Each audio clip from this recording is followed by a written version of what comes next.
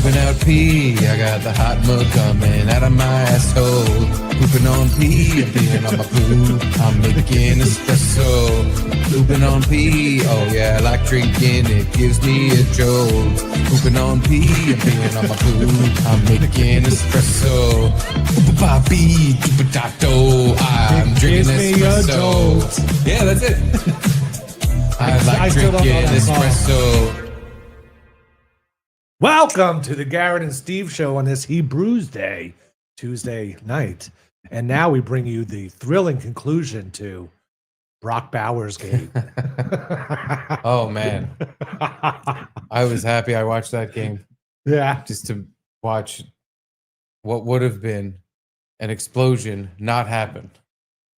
There were so many times that you would have been so mad. The whole game. The whole game would have infuriated me, yeah. Said, good job, chat. Way to go. Everybody who picked cash out. You made Steve $100. Yep. Oh, my God. The Raiders looked pathetic. Yeah, I mean, I only saw the first half. The Chargers defense was pretty good. Seems like they're the number one team in the AFC. Yeah. Chiefs are 0-2. Raiders are... I'm sure Gino's complaining about it. So, yeah, Brock Bowers did not catch a TD. Nobody did.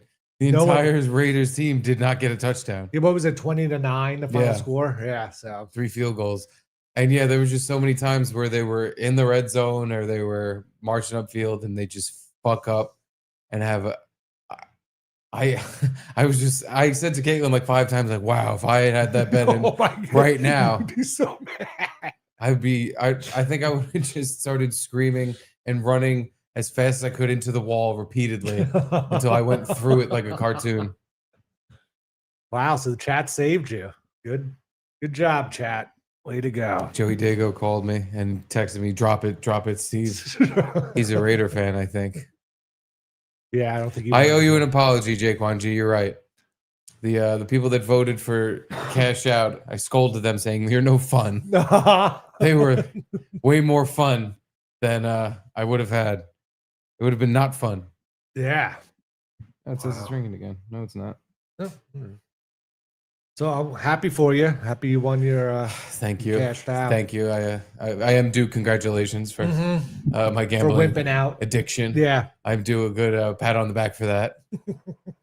And now with a win, I'll be further engaged in throwing in dollars in some of the fucking dumbest bets anyone's going to make. Do you think now you'll up it to like $2 a bet because you have some profit going? No. Yeah, good. I didn't bet at all today, and I probably won't again until Sunday because there's something. What's the bet on today? Baseball? Baseball. But it's deflating in a way to realize you're such a loser. But you get excited. That excited. Like that was the highlight of my night was winning $95. What a dumb asshole. Well, don't bet on the Yankees because they're sucking it up. They're winning 2-0. Oh, today? Right now, yeah. I just meant the last few games. That's why I put on this shirt. I was like, wish them luck. Who's winning right now? I just so happen to have the matching attire. Yeah, no, it's funny how like you don't want to win. There's a part of me that was like I would have been screaming at the top of my lungs and shaking the apartment and waking the neighbors, but there's something fun about that. There is, yeah. Just, you bet on something and there's all the legs hit except one, and just you just get to yell about it. It's you get to guide passion maybe that Focus you have. your energy on something. Yeah, on other facets of your life where you should be addressing. Instead, you could just yell at the TV because football man bad. Football man not good now. Lose my money. And cashing out is you get no high from that at all. No. None. Even though you did the right thing. It's like delayed gratification, maybe. I don't even know. Like, it's not even. It doesn't even work. Yeah. I don't know. It's like it's a cop out. Like, I'll just take some of the money if you let me have it. Because if you bet $1 a parlay and won $100, like you won the parlay, you'd be like, this is the fucking best. Dude, if I won half of that off $1, I'd be like, look how fucking good I am. I'm the best gambler in town. I'm the best gambler around. I'm the best gambler who's not brown. Peyton Manning just blew my mind when he said Hey man, he just blew me. He just blew me. I just heard a clip. He said, "No team makes halftime adjustments." I heard that same clip before. It's a sham. It's like you have 3 minutes in the locker room. You eat a few oranges and go to the bathroom, and that's it. Yeah. I wonder if I can find that real quick. I'm sure I can. It was funny.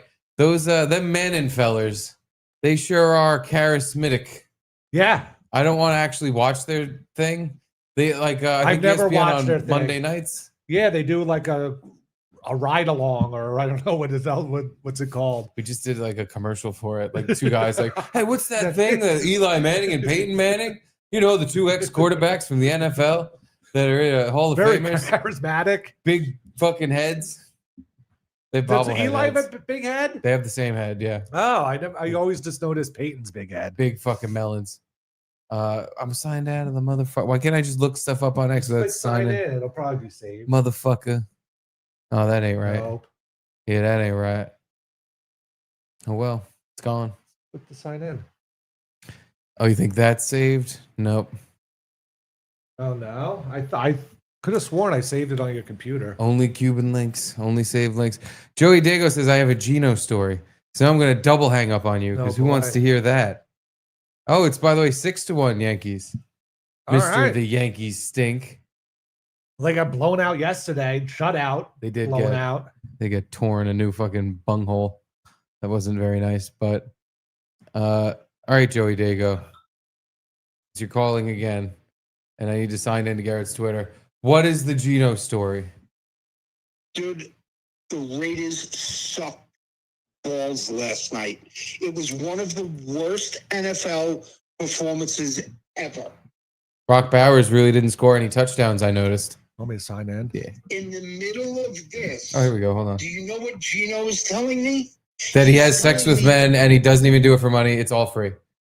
Look at it, see if it pops He up. does it for bus fare and then he walks. That's right. Well, minus the bus fare part. Dude, as I'm fucking screaming, he's complaining about what the Chargers did wrong. I know. I'm like, dude, He's got like are you a fucking serious? like a Chargers mental illness. Yeah, I've never seen a fan like that. Like- where even when they're undefeated, he's still like complaining about things and nothing's ever good enough for him. Yeah, I feel like he would be happier if his team was playing like the Giants, where they're 0-2 and they're just choking on their own shit every game. He'd rather that because, like, see, they're bad. Like I know they'd be. I know they'd be bad. See, they're bad. They're not getting my hopes up. My hopes. I'm going off on Geno Smith, and he's like, well, you know, what the Chargers really should have done was, I don't fucking care. My team just sucked. They were bad, man. Fucking They stunk at football yesterday, which was their primary thing they were doing. Oh, dude, it was fucking horrible. They should have cheerleaded. Yes. Nice stadium they got there, though, Joey, huh? Yeah. Allegiant? I know, it really is. You ever been? No. Oh, you have to make the pilgrimage, pilgrim. I know. They say it's one of the most expensive stadiums to go to. Oh, really? That makes sense. It's Yeah. in Vegas. Yeah. It's just that doesn't seem like an Oakland Raiders thing to be in the most expensive stadium. No. Yeah, really. That's the stadium that's like half You know underground. what? Maybe we should do Garrett and Steve Fest in Vegas. Blowjob Fest in Vegas. Yeah. Yeah, I'm down. Yeah, we'll all go to Vegas. I will get drunk at the Bellagio and then the next day be hungover and just go home. And nobody told you no. Nobody told you. And no talking in the car ride to Vegas. Is there, can those people get married out there? Maybe we can marry them off. Those people by whom you mean Muslims? No, those other people. The Of queers? which Gino is of. Oh, the other ones, Jews. Yeah. Muslims can marry Jews. It's just like if it happened, people on both sides would be like, "What the fuck? What are you doing?" That's not cool. Could have picked All right, anyone. that's all I got. All right, Joey. All right, Joey. All I'm right. sorry, Gino hurt your feelings Hey, about the Steve, Raiders. Listen, I'm gonna be in Staten Island in a couple of weeks. I'll let you know. Yeah, what are you doing? Ooh. I got to drop the wife off in Brooklyn. Oh, okay. We're just dropping her off. So You're gonna she, get in the car, drive away, and never turn back. I may even slow down to let her out. I'm a gentleman. Yeah. She said I'm hilarious. No, I was thinking about hitting the dispensary by you, but we'll talk. Okay. Yeah, there's All some right. there's Love some you. weed around here. I've heard tell. You don't have weed in Yeah. Pennsylvania? No, it's illegal. You gonna bring it over Really? state lines? No, that's Oh, okay. illegal. I wouldn't do that. All right. Crazy? I won't tell anyone then. Okay. Love you. Love you, Love Joey. you, Joe. Bye. Okay, better story. That's Gino's story from Joey Dago or the lantern bug with his wife story. That lantern bug one is really hard to top. That was an epic. Love you, Joey. The Epic of Gilgamesh. Well, anyway, while Joey was talking, I found the Peyton Manning talking about halftime clip. Because listen, folks, it's either this or just more white rage. Oh my God. I don't know if anybody can't can take it handle that just anymore. every day, all Yeah. day, every time you go on the fucking internet. I think we all need a break. The text messages got released today. I know, and they seem fake. They do. They seem baloney. Yeah, they were saying that it's like I had to drop the rifle by my vehicle. As you know, I always talk like this. they were like trying to make it sound like a certain way to throw people off the course. And so, Yeah, and the trans boyfriend was like, "Oh my god, yeah, yeah. I didn't even Did know, you do it? dude. It was something to do with you. Oh my! I just took a big old poo. I clogged a toilet." By the way, before we watch Peyton Manning and Eli Manning, what did you have for dinner? Oh no. Yeah, I keep forgetting to tell you that you have some sort of fudge stripe going down your chin. Really? It literally like a skid mark, like somebody sat on your face and should have wiped. I don't know if it's even visible on camera. Hopefully, I mean it is. I can see it. You have a chocolate stripe. I had butter basted steak with roasted mini peppers and fingerling potatoes. Okay. Yeah, with some. It was, So that's but the I butter made like base? a gravy with the butter basting. They made gravy out of it. I guess that's what it is.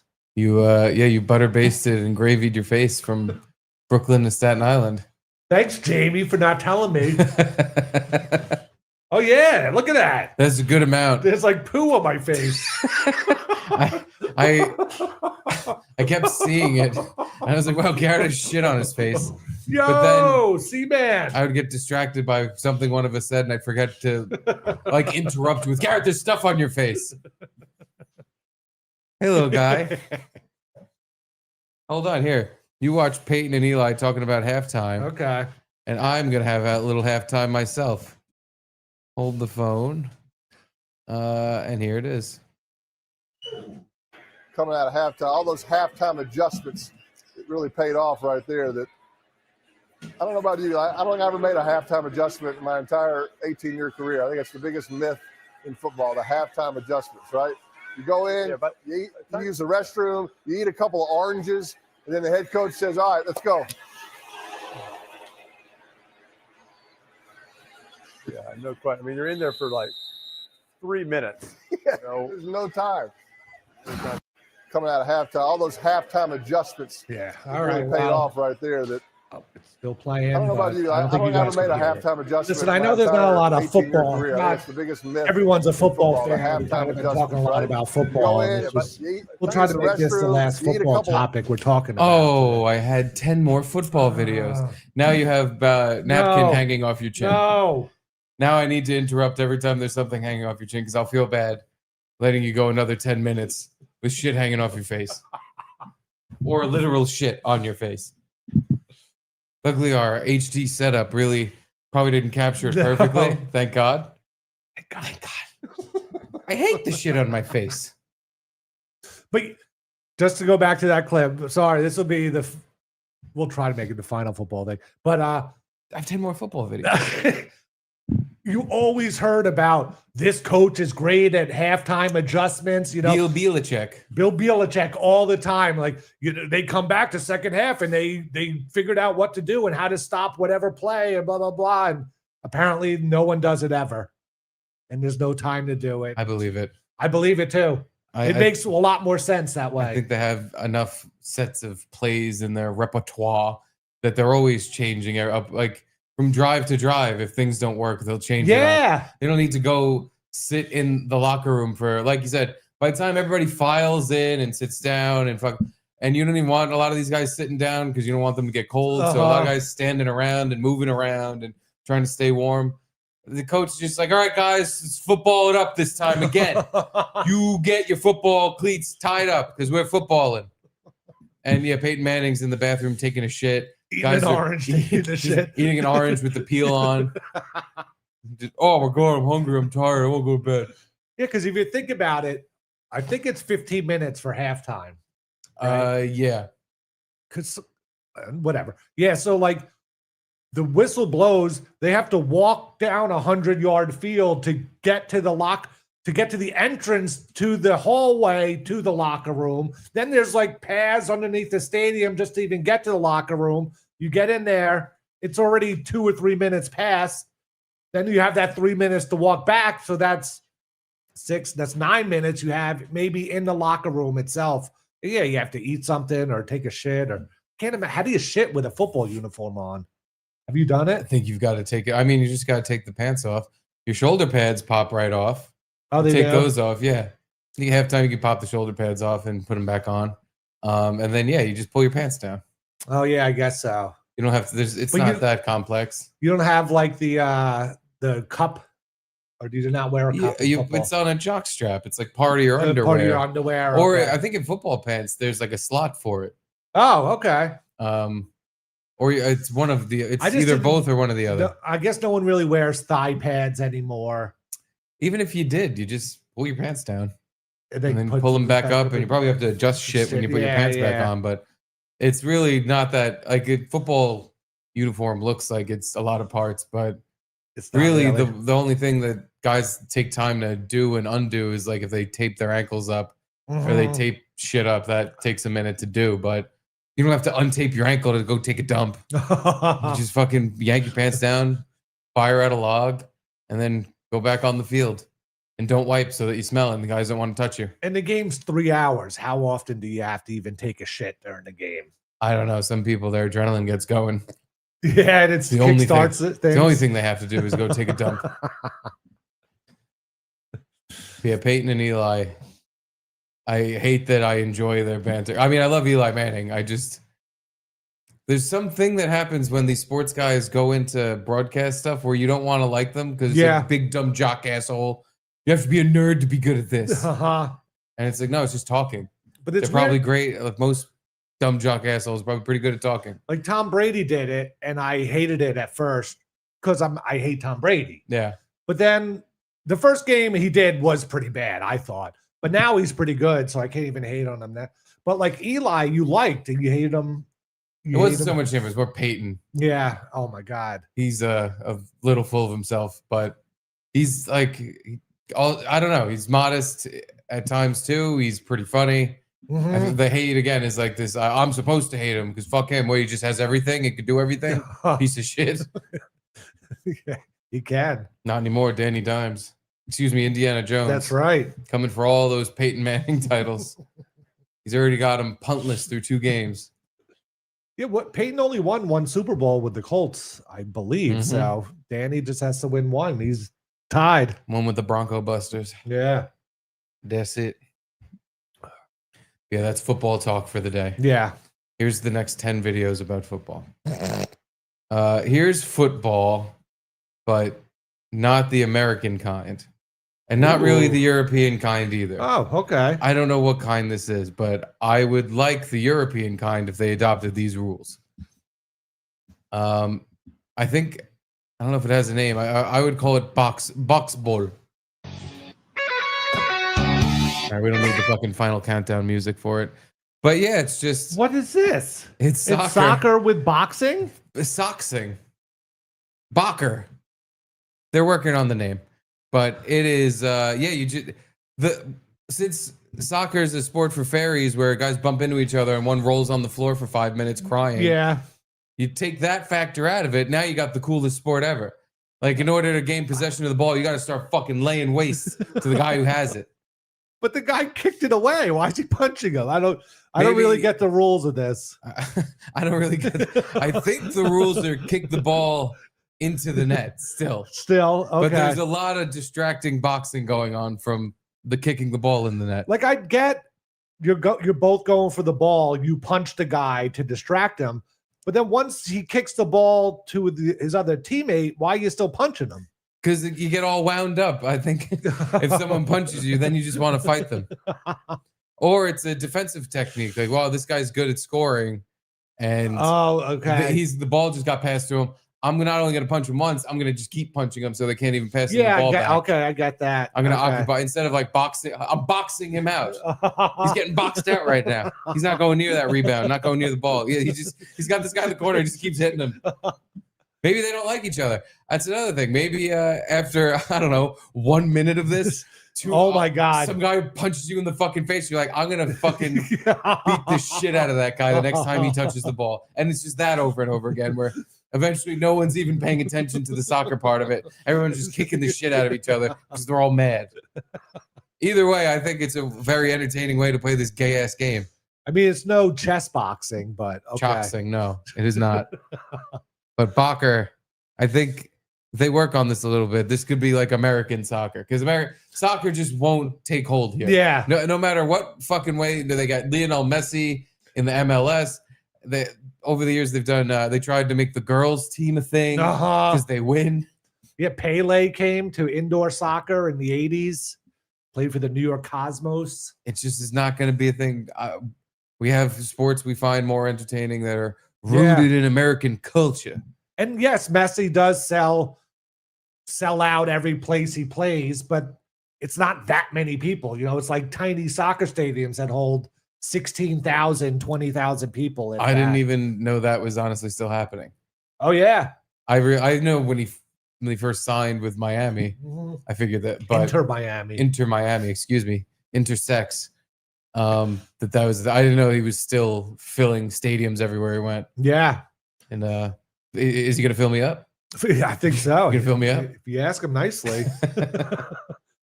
But yeah, he has. He brought a bunch of his superstars with him, and they still can't. They're still not like the best team in the league. So yeah, they. But I see. I don't even know that because. Yeah, it doesn't. It's if you're into it, you'll know about it, but it doesn't reach world. You know, it doesn't get to everybody. It just doesn't. And like basketball, I don't watch basketball, but I knew what was happening. I knew who was in the finals. I knew the Knicks were trying to make it to the finals. Like I knew who won. With soccer, I have no fucking. Nobody cares. I don't see it anywhere. Yeah, and I saw that. That is the last soccer clip I've seen in like weeks, at least months. I don't know. That thing we just watched and piqued my interest. I think it's a good idea. Yeah, I'm still into soccer, and I'll catch highlights here and there of a Messi game, but I don't even know like if they're doing good or what their win-loss is or any. You know, it's very tangential. Oh, tangential? That's not the right word. It's very tangerine-ish about how I just like to watch his highlights and that's it. It's not like, it doesn't really take over. I don't know what it is about that game. It's just not geared toward our fucking fried McDonald's brains. No. Because I even used, my gambling to get me into it. And I just couldn't watch it anymore. I just got so bored of it. Even putting money on the games made me not I didn't care. And they're like the most streamlined, like time-wise, like tight games you can find in sports because they actually have a very strict time clock. There's no like long timeouts. There's 2 minutes left in the fourth quarter. It'll be over in 3 minutes. No, it's over in 20 minutes. Good night, Charlie. Good night. I love you. But yeah, there's with football, soccer, it's 45 minutes each half, and nothing stops the clock. Nothing. Everything just goes right to the end, and then there's like some time they add on at the end, but stoppage time, yeah. even that, it's like, no, it's 6 minutes, and then that's it. They give you like the one more. Yeah. They give +6 or whatever. Yeah, and then But even and then the ref lets it go for a few more seconds after it. But yeah. But even with that, knowing exactly when it starts and finishes, I can't. My attention span doesn't have the time for this fucking meandering bullshit game where nothing happens for 90% of it. You're At right. least 90% of it. It's just midfield. It's rare. Midfield. Oh, this guy passed this guy. They passed that guy. Oh, the other team broke it up. Oh, he passed it to that guy. Now that guy's got it. Now, the other team broke it up. Yeah, unless it's like a championship type of game or something like that. It's a lot of times it's just okay, whatever, 1-0, 2-1 or whatever. Yeah, it's not like that intensity. There are some games though where it's like every possession is like you're dying to see what happens kind of thing, but very rare. And it's only when like the two best teams in that league are playing each other kind of thing. Now, just imagine the two best teams in the league are beating the shit out of each other. Yeah. And there's a soccer ball somewhere out there. It's getting kicked around a little bit, but mostly these guys are just whooping each other's ass. But I'd be 100% into watching. Don't you feel like the team that would win would just play real soccer and just try to avoid the punches as much? Good luck. Go ahead. Play real soccer. While some guys are just throwing haymakers, trying to kill you. Because I didn't see anyone like dribbling with the ball and someone just runs up and punches them in the face. They kind of, like stopped and then they got into a little fisticuff. I wonder if they have a rule like no killing the other guy with a running punch, with a fucking crow hop running punch while they're running at you. Because the game would probably be over after someone immediately gets put in the hospital. There's probably like you have to square up, but fuck that. Yeah. No, you'd play different if you knew the guy running at you was trying to end you. You'd be more ducky and divey, and not just like maybe the team that's more elusive and less fighty would be better just because they're actually shooting at the goal and stuff. I want to see someone with the ball going and punching people. Like as they're dribbling the ball. Well, that would be the new Pele. Yeah. Punchy Pele. Guy who just fucking doing magic tricks with his feet while also going, hiya, hiya. Yeah, because I feel like if Messi could punch people, he'd be better while he was dribbling the ball. Yeah. Yeah. Sometimes a lot of what happens in soccer is the guy's got a good, upfield run going, and then someone just gets in his way. Yeah. Oh, you should be able to hit that guy. Get out of my way. I'm going to score. This game's boring. Someone's got to score. Let me punch. I think it's the cure-all for shitty gay soccer. I'm still up in the air about it, but we'll see. Maybe it'll catch on. But it kind of seems like trampoline basketball. Yeah. What was that called again? Slam ball. Slam ball, thank you. Trampoline basketball might see a resurgence. After everyone broke their ankles playing. So they got to just figure out how to get one really big trampoline. They do. On the whole court, so there's not all these little gaps. No, you need where everybody's fucking legs and knees are snapping. But you can't have one big trampoline. Why not? Well, I guess because then the middle would would shake a lot. It would sink in. Everybody would go sink into the middle. Shit. Well, how do you fix? Because the problem with slam ball, I wonder if we can show it on YouTube. There's probably a compilation on YouTube of worst slam ball injuries. But yeah, slam ball was the best thing that ever happened to 2006 sports on fucking Spike TV. Slam ball near me. What do you mean slam ball near me? What? Urban Air Trampoline and Adventure Park. I guess they let you play slam ball. Jump shots with a Z. Basketball court. Courts are always clean and well dusted. All right, but they don't have a trampoline. Oh, Sky Zone Trampoline Park, the trampoline basketball court. Dunk like a pro on our springy trampoline basketball court in the skies. Oh, it's a thing for kids. Oh. But adults could use it. It's, just because those kids are having fun doesn't mean adults can't have fun doing trampoline slam ball. Oh, look at that slam ball over there. Yeah. Bet she likes the slam ball. All right, but that's not what, hold on. That's what I was looking for. I got distracted. Slam Ball, Spike TV. Yeah. That's what I was looking for. Top, you want to see top plays or worst injuries? Let's do top plays first. All right. You like to take it easy. You know, let people know what's going on. Maybe they don't know about Slam Ball. Bob Fana Patrice says Pele came for outdoor soccer. Pele came for outdoor soccer? Like he came? I don't know. He shot goo? What do you mean? Yeah, I know. Maybe he did come at beginning for outdoor soccer, but he was definitely on the New York Cosmos, which is the indoor soccer team. Yeah, maybe I saw them. Maybe he did come. Now, indoor soccer is way better than soccer. What the hell's the difference? That's like arena football being better than football. In a way, it's faster. You know, it's there's like less room. It was on they played at Nassau Coliseum, so they played on the ice hockey rink. So it's just that small. Was there more scoring? Oh, definitely. More often? Way more scoring. Then I'm surprised that didn't work. Yeah.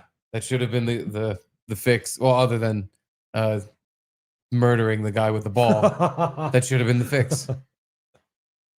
Maybe we just don't want to play. We don't want to watch a game where people are playing with their goddamn feet. Yeah, we need you. We have to use our hands. Weird Euro fucking foot fetishes. Watching guys doing dribblies. We need more control of the game. Yeah, hands, tackling few. Yeah, one of the most extreme, awesome sports that America ever produced. Slam ball. The bouncers, Josh. Oh, we got to fucking forgetting that slam ball get our is announcer. a full contact sport. Hard to the tackle. No pity on the little guy. That's legal, In the I guess. sixth week of the season, Sure. Corey Beeshold gets way up over George Bird. Corey Beeshold. Look at the amplitude. This is just silly. His head was above the Eh, backboard. I don't know. This is pretty From the retarded. second semifinal Yeah. game, Mob versus the Slashers, Noah Baloo It's a scoring from good his idea back. on paper. And he goes But it's just even watching the top plays, you're kind of just Yeah. like, oh, this is stupid. off his backside. How good was that? Yeah, I guess. The hombres, John Thomas with the self pass and slam from the top. I don't know. tram What do you like better, against the regular bouncers. basketball or slam ball? Plays it to himself. Nice! That was pretty cool. Holy smokes. Great timing on that. Incredible I execution. guess you could pass it to yourself in this game. From week 2, the Mauler Stan Fletcher one-on-one with Whitney White of the Rumble. Fletcher to the rim. On take flight. Whitey drops the hammer. That was one-on-one. Impressive. That slam ball. Yeah, I don't understand. There's like, this is how they did foul shots. Throws it down. Should have been how they Jamal did Barnes foul and shots. Bouncers put the hurt on the hombre. Yeah. Sandy Fletcher with the I don't spin get why move. this is- Beats one, beats two, Like, beats three. They had all the right ideas. We'll put everybody on trampolines and be flying through the air. Yeah. Also, instead of like a regular pick and roll, you could just fucking kill the guy. Who cares? Hit him as hard as you can. For some reason, giving the people what they want does not work in practice. It's always a bad idea. It's like the No. XFL. Yeah. Vince McMahon was like, oh, we're going to give the people an extreme football league with rules they're going to like. Uh-huh.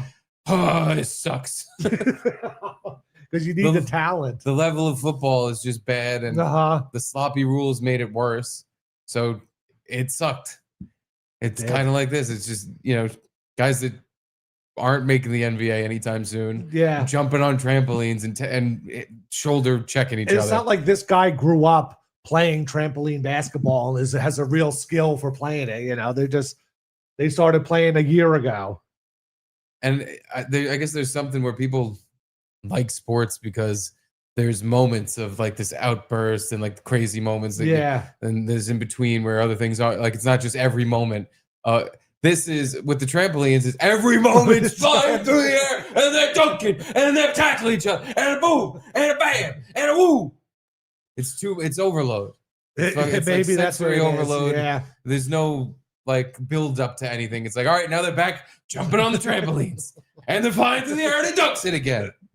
Yeah. And kind of just like other real basketball, where it's like, oh, they scored. Oh, they scored. Oh, they scored. Oh, they scored. Oh, they scored. Yeah, I mean, it's funny. I guess that real basketball survives way better than this shit did because it is the same. It's every back and forth is kind of A success. Yeah. Yeah. Or not even a success. It's just there's not that much variation. No. Yeah. I wonder if anyone ever did the double jump though, where like you jump on the trampoline first and then someone follows up you jumping on, and then when it rebounds from you, it shoots them even higher. Maybe it'll be a top play. Maybe. Somebody gets stuck in the Jumbotron because they double jumped. Jesus Ooh. Christ. Now that can't be legal. It looked legal to me. I guess so. Jeez. They adhere to my opinion on soccer, where it's just like, what if it was this game, but also you could just fucking knock the guy out? It's weird though. Just in the clips we're seeing, how come like this guy right now is not getting smashed? Yeah. How come nobody's tackling him? Or was that just that's a foul? Come on and slam, and welcome to the jam. That was pretty cool. Yeah, it was like Harlem Globetrotter. Yeah. Oh, here we go. He's gonna jump and he dunks it. It's so repetitive that it turns mega bounce jump dunking into foul shots. Like, oh, I saw that every play is a mega dump. You know, high air dunk. Wow. Was that one top play just a guy shot a 3-pointer? I'm pretty sure that last one was a guy shooting a 3-pointer. I mean, if those were the best plays from Slam Ball, I guess I know why it didn't take off. I think it deserved what it got, Garrett. God. Internet making me crazy. Bob Fana Patrice. When Pele played it, it was a giant stadium in the Meadowlands. I went to every game. My dad was a big fan. Indoor MLS came much later. Oh, wow. Okay. I didn't know that. Because when I went to see the New York Cosmos indoor, I think that was like 1986. So I was 8 or 9. So yeah, I wasn't aware of his previous. I didn't know he came to the U.S. earlier and played on outdoor soccer. So my bad. Thanks for correcting me, Bob. Were you a big Maradona fan? No, I only know about him now because I got into soccer later. But I heard the name, but I didn't really know anything about him. I'd never even heard the name. There's some Netflix documentary, like show about him. Apparently, he was a real jerk. Yeah. Oh, okay. I can see that. He just, he was the Messi of the 70s or 80s whenever he was playing. Yeah, and then he did some jerky stuff. He did a lot of drugs. I know that. Yeah, it was definitely cocaine. But he was a good football player. I feel like coke would probably help you with that. Yeah. If you could manage to, not have your heart burst on the field from doing like that amount from of running 10 miles. Just, miles of sprinting. Probably help you out with the energy. Yeah, but I knew there was some sort of shady background behind him. But then he was the coach of the Argentina national team not that long ago, like while Messi was playing on it. Yeah. And then I think he died. I don't think so. No? No. He's not dead? I don't believe so. You sure? I'm not 100% sure, but I'm going to say he's alive. Diego Maradona. Died November 25th, 2020. No way. He did. Oh, wow. He died in Argentina. Aw. In Dique Lujuan, the king of soccer. He had like one of the greatest solo goals where he like dribbled it the whole length of the field, past a bunch of people and scored. Then he had the hand of God goal where I think it was in a World Cup and the ball was kicked to him and he went to head it and couldn't reach it, but he had his hand by it and he hit it with his hand, but it looked like he headed it and they counted it as a goal. And then this is before replay, so upon further review, it was obvious he just punched it in with his hand, but it counted. And then to get him back, when he turned 60, God gave him a heart attack. Yeah. Yeah, here's your God goal. How about your God chest burst? Use Hand of use God my goal. name in vain for your suck of tomfoolery. Diego Maradona died from heart attack, specifically acute pulmonary edema, secondary to the exacerbation of chronic cardiac insufficiency. After a prolonged, agonizing period of inadequate care following brain surgery. Jesus. Oh my God. Investigations and a subsequent trial revealed that his medical team was accused of homicide by negligence for failing to provide proper treatment during his convalescence at home, leading to his death in November 2020 at age 60. Wow. So that's COVID. I don't remember anyone who died during COVID. You know, it was just such a takeover of all the other news stories that nothing really broke through. Yeah, but I mean, it didn't seem like it had anything to do with COVID. No, I'm just saying he died in 2020, right when it started. Yeah, you know, so everybody that died was like, oh, because it's SARS-CoV-19. No, he just apparently his doctors they gave him brain surgery and then just wheeled him into a room and said, "All right, see you later. Your brain will heal fine. We think we got it. Give us one steamer and you're out of here. Just give us our steamer. Just lay a big paint peeling nasty fucking steamer and we'll let you go. That's all, just one." And he was just poor guy. The trial began in March 2025, and the prosecutor is arguing well, it doesn't say. I don't know if they actually got convicted or not. Well, yeah. R.I.P. Diego Maradona 5 years ago. Today's old news day. Yeah. Because all the new news is sad and aggravating. So it's just all old news in football. Bob Fanta Patrice says, Pele retired before the Cosmos played indoor. I watched Maradona's play in the 94 World Cup live. All Bob, right. I didn't realize you were such a... Stop ruining my childhood memories now. Now I didn't watch Pele play indoors. I could have sworn I did. I think your dad lied to you when you were a kid. I guess And he was so. like, we're going to see Pele. And you were like, Pele, yay! And he just said that to you because he had like free tickets to some college. Like, you didn't even have to pay. It was like a college soccer game inside. Did Pele play indoor soccer?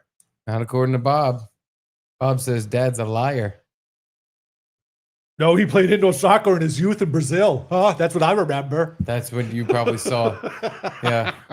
When he went down to Sao Paulo to watch him playing indoor soccer.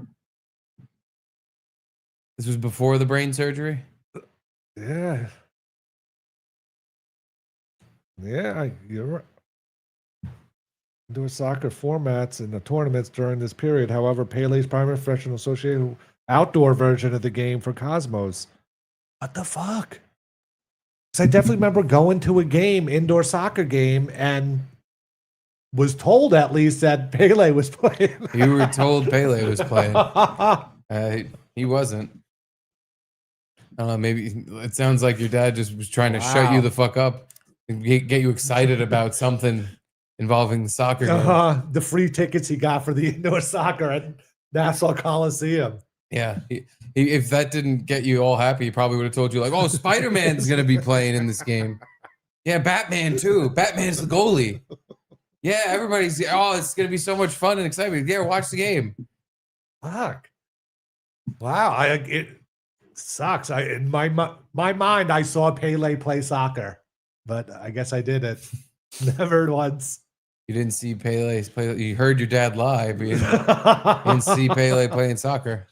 Maybe he was there. He was like making an appearance. He was being honored or something. Maybe. Yeah, that's what it was. It was Pele Day, the indoor soccer stadium. The teenage boys playing soccer in a free game at a Fun Station USA.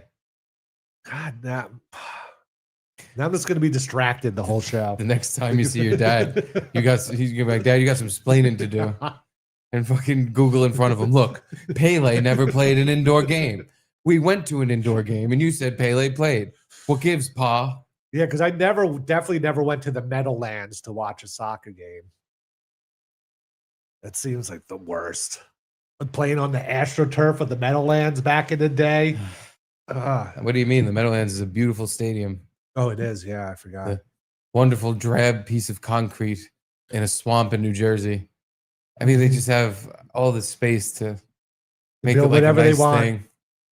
They built a fucking a concrete parking garage that they play football in. Yeah, and then every other stadium that's built after it just puts it to shame constantly. The thing they're putting out in Vegas for the Oakland Athletics looks fucking insane if they actually go through with what they're yeah, where it's like a LED screen of the field or like something. left field. There's the sphere. Yeah. Sphere thing has that crazy screen on it where it's like really crystal clear image.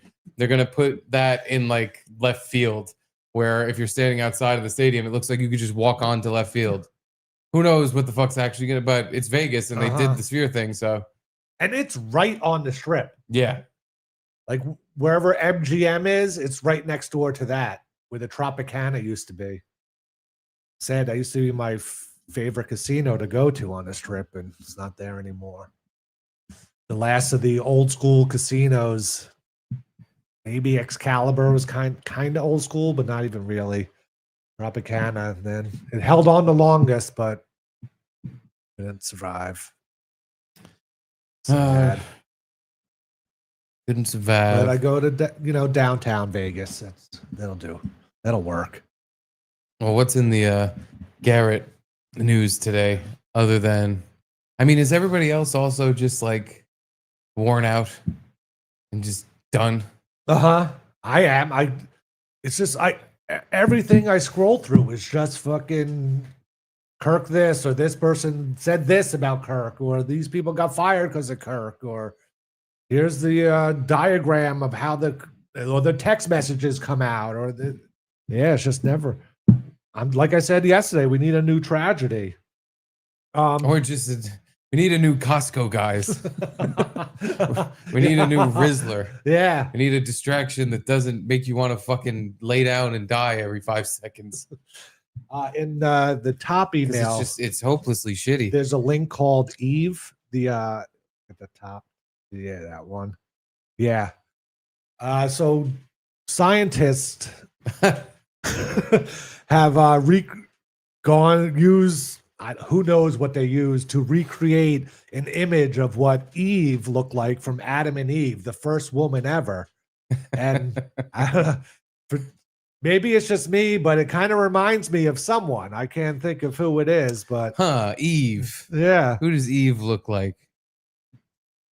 Who Yeah, does Eve remind me of? I don't know. There's just like on the tip of my tongue, some sort of person that she looks really good. It looks like, she's a good person.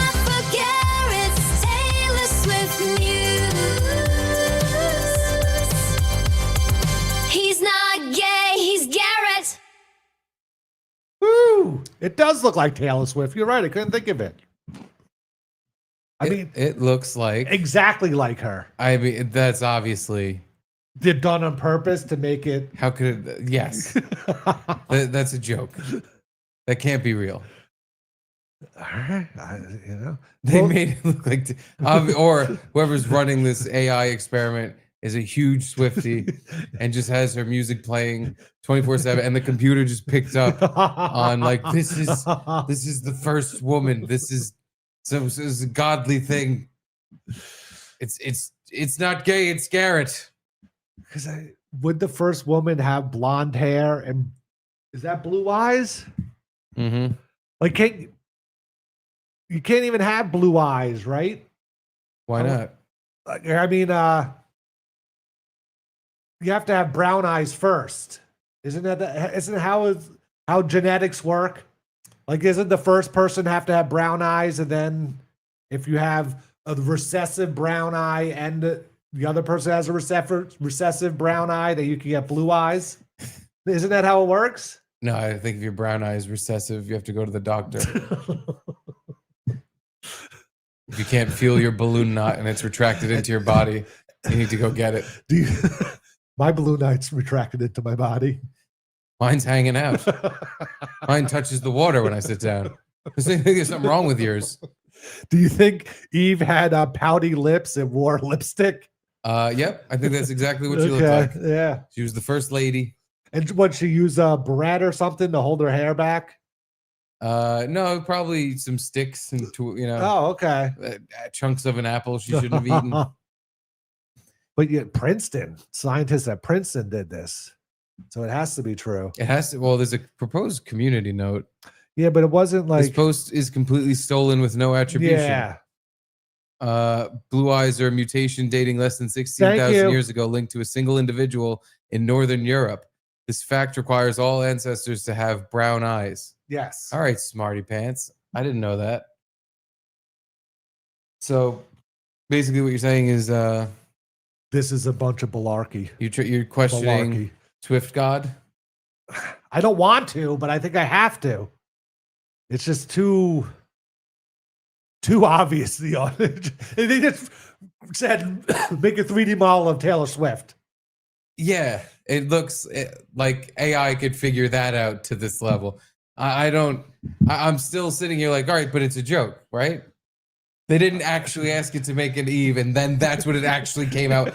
You're fucking kidding me. It is exactly Taylor Swift. It's exactly right. It's not even close to any other thing. It's not even like, oh, I could kind of see it or whatever. No, it's like, I can't believe the community note was, this is obviously bullshit. They didn't run this. This doesn't make sense. Why would it look like a current day pop star? All right, hold up. Maybe click that link and see what it takes. Scientists at Princeton. It's just ex-Habib deliberately wrote it. Plagiarized. Yeah. Here you go. Oh, this is a fake claim. Garrett, you gotta just click the thing. I gotta click the thing. Internet clicked the thing. You be getting tricked by the internet sometime. Make me think, oh my God, Garrett got a dumb brain. Scientists reconstruct. This is a fake claim. This image shows Taylor Swift, not Eve. Very obviously. Scientists reconstructed this 3D model is a meme format where people joke about university scientists crafting sculptures of historical figures. Similar jokes exist with celebrities like Vin Diesel online. Oh, wow. You fell for a Vin Diesel tier meme. Now I want to see the Vin Diesel one. I could definitely look that up. Gary, we got to get you back on, like, being internet sleuth Garrett, who's never been bullshitted and never see, You were the Sherlock Holmes. I was Twitter but nonsense. It wasn't like I was believing this. I called out a lot of things in it. Yeah, but I did read the community note and it said this was just plagiarized. I was like, oh, I think it must have just copied the post from somebody else. I didn't dig deeper. Okay, well, I stupidly just wrote Vin Diesel and not any other details. And there's already 2 videos about Vin Diesel we have to watch that have nothing to do with AI models or anything like that. The first one is, I actually saw this the other day and I was shocked. Vin Diesel has gained a Steve amount of weight and he's pretty fat now. And you know who else? I just saw him in a commercial. I got to pull him up next. I'm going to have Steve's guys who also gave up segment on the show. Steve's fat, chunky asshole. No, I need to catch your name. Steve's Chunkers of the Week. Steve's Husky Boys. Huskadoo, Husky, Steve Sloppy Gentleman. But it's got to be like, oh, this guy got fat. Heavyweights with Steve. Heavyweights. Thank you. Let's just use the name of my favorite movie. Heavyweights. Well, here's the heavyweight of the week. Vin Diesel. What Vin Diesel said last night about damn it, I thought it was the actual video. I didn't think it was some guy the talking Fast over it. and Furious finale has fans losing their minds. Can we please have the finale of Fast and Furious April 2027? I said under 3 conditions. Vin Diesel made a surprise appearance at Fuel Fest LA, an event hosted by Paul Walker's brother. That is not Paul Walker. That is Paul Walker's brother. At first glance, I'm just like, oh, Paul Walker, because I like I said, I've seen this video before. His brother looks exactly like him. Oh, okay. And this guy looks exactly like Vin Diesel, but fat. And Garrett, every time I go on the internet, I'm like, oh fuck, we slipped through another wormhole. Now we're in the universe where Vin Diesel's fat and Paul Walker's brother. There's a version of Paul Walker out there who kind of looks like him, but there's something off about him. He's like taller and skinnier and just a little less Paul Walker-y. It's like the Hollywood versions of these guys don't exist. And there's these sloppy trailer park versions of Paul Walker and Vin Diesel. The B-side of all these celebrities. Yeah. Because I mean, dude, look at him. He's got the back. I guess he's just getting older. I don't know how old he is. That's the thing. Like, he looks definitely a little chunky, but I wouldn't have guessed he put on that much weight because he always seemed kind of like a jacked guy. No. Yeah, I guess it's not that he put on weight. It's just he stopped. He's holy shit. He's almost 60. I thought he was younger than that. God, wow. He's 58. It's not completely insane that someone who like turns 58 and they're not, jacked triple X fucking top of their game steroids. But I don't know, because that's how I picture him. Anytime I picture Vin Diesel, I picture the first Fast and the Furious movie, Triple X, that version of him where he's muscle man. So just seeing this is. But even those old headshots, he looked like a thick guy. Oh, thick. Yeah. With 2 C's and 8 inches and thick. Oh, yeah. 2027. I said under 3 conditions. Vin Diesel made a surprise. I'm sorry. I just can't. He looks like a big turtle man now. Yeah, the Koopa without its shell on.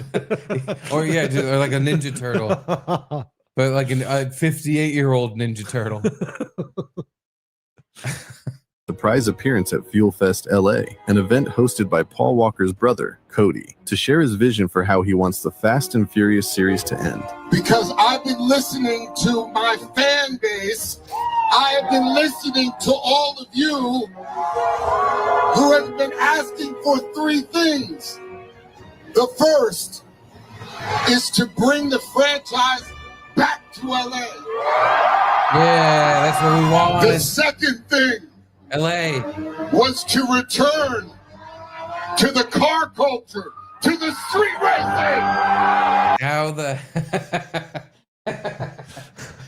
all right, so do you know what direction the Fast and Furious movies have gone in like the past 5 of them? The only thing I know is like it's just gotten more extreme. It's cars are jumping through cars into cars, landing on a helicopter, and they're having going like underwater. Marvel superhero space fights. Yeah. In the last few, like to the point where the Rock and Jason Statham characters are superhumans. Like literally, they can like punch through walls and shit.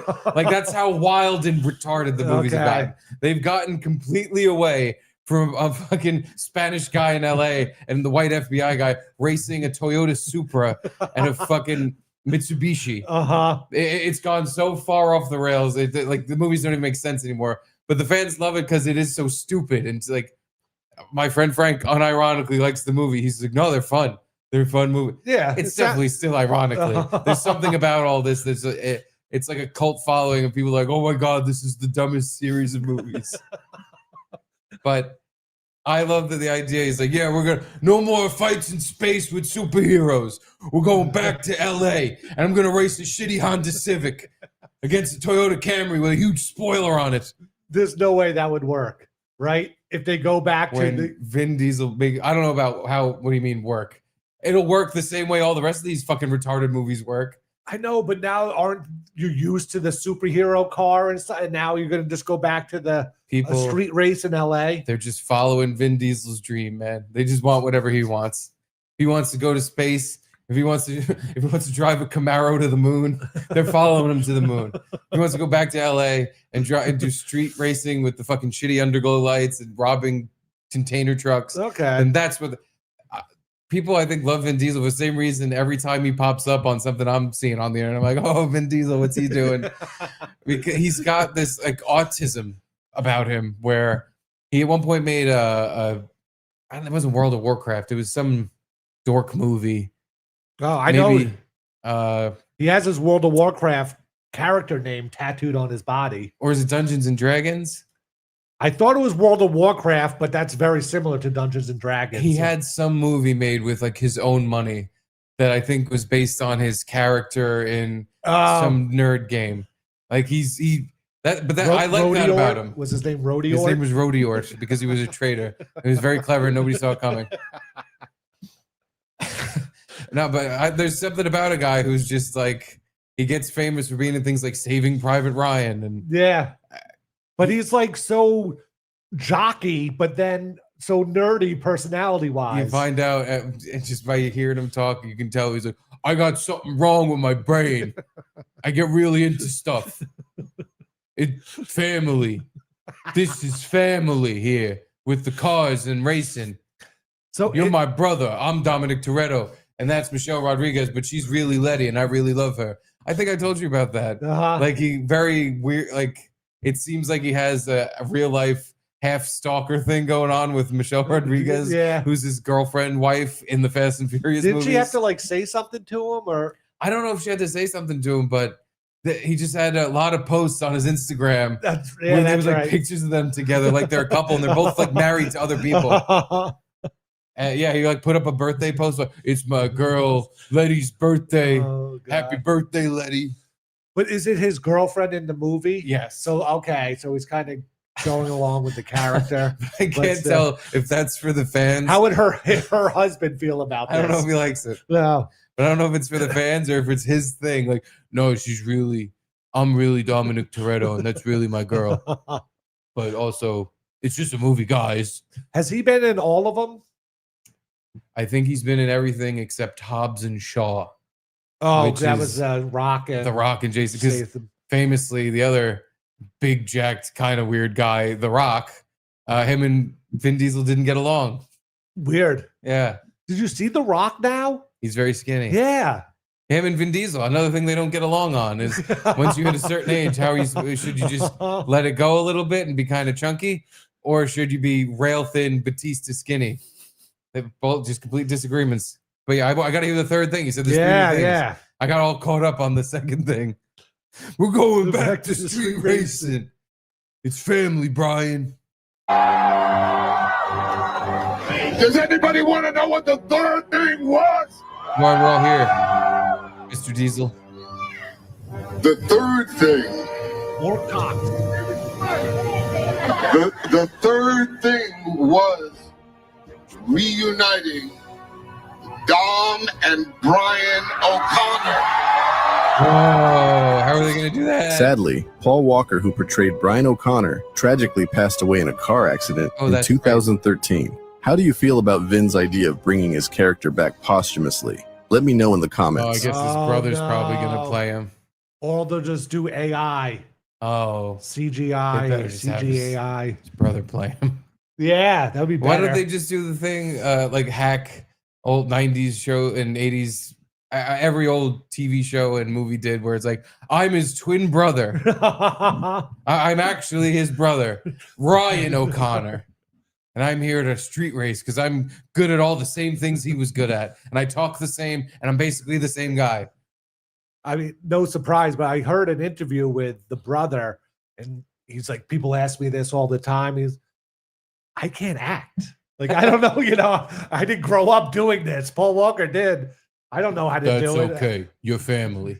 But I feel like they can work around. Do you really need to be a good actor in Fast and the Furious? Too Fast, Too Furious? Well, if they just reunite him for one scene so that he can die. Yeah. In a fiery car crash. They just kill him off in the first 5 minutes of the movie and have Vin Diesel like, no, the rest of this movie will be spent avenging you. Oh, Paul Walker was Vin Diesel's partner? It was his friend. In the first movie, Paul Walker's Vin Diesel's friend who, well, they're not friends. He makes friends with him through some street racing stuff. But it turns out Paul Walker was an FBI agent. Oh, shit. Yeah. And he to bust the undercover street racing ring? Well, because there was a bunch of street racers that were hijacking trucks and grand larceny-ing. Okay. So he was trying to figure out what the illegal street racing thief ring, who's running it. That'd be a fun FBI undercover job. Yeah, to just street race. He go around street race, and he banged Vin Diesel's sister. Oh yeah, it was part of his assignment. Good for him. Yeah, no, it's a great movie. Actually, there's two types of people, or there's three types of people. There's normal people, and then there's autistic people that like the last few Fast and Furious movies, and then there's autistic people that like the first couple. I'm in the latter. I like the first couple. Oh, you like the first couple? I genuinely can sit down and watch. I mean, they are.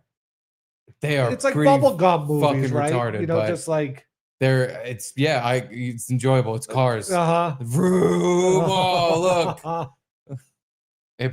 They do cool car moves. It's like street racing soap opera.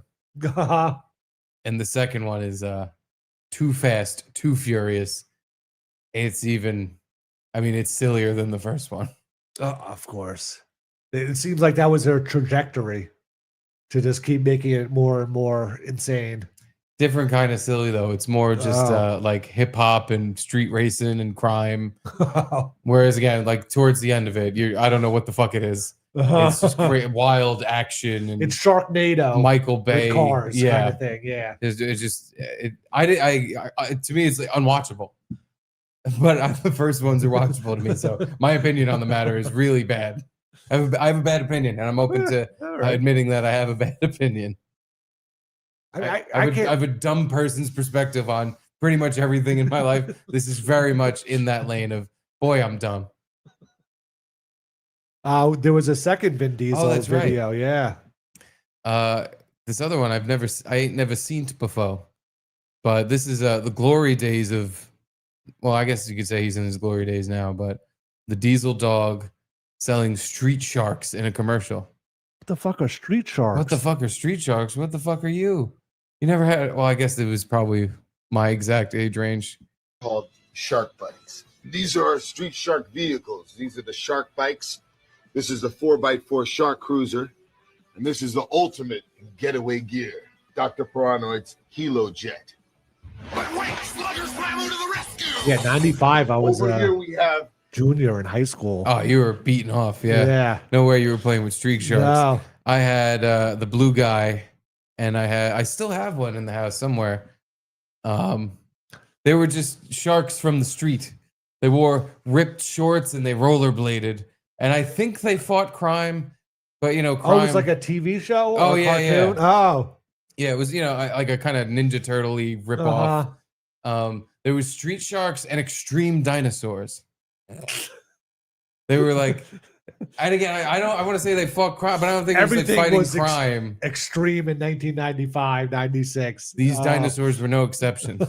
These dinosaurs were fucking extreme. They have like mohawks and tattoos and piercings. The theme song to Extreme Dinosaurs still to this day gets stuck in my fucking head. And now we have to listen to it. Extreme, extreme, extreme dinosaurs. Gonna do extreme stuff because we are dinosaurs. That can't be the real lyrics. It might as well have been. Oh, okay.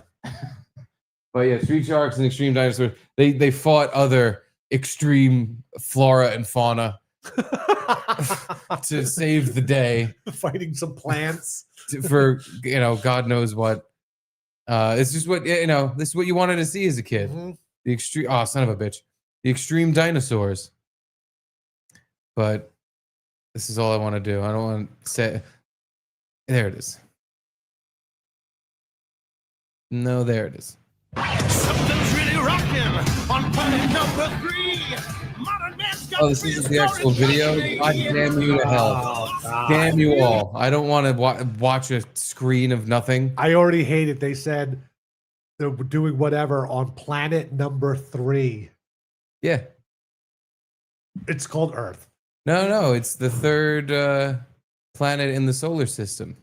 Yeah, I get it, but and they're extreme. Just to make something rhyme on planet number 3. On planet number 3.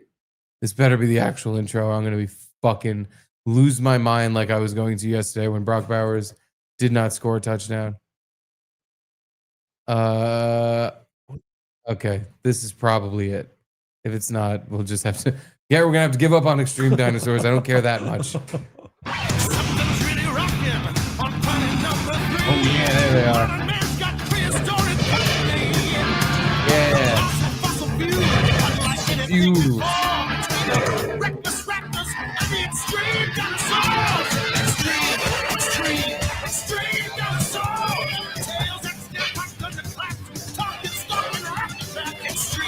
Extreme.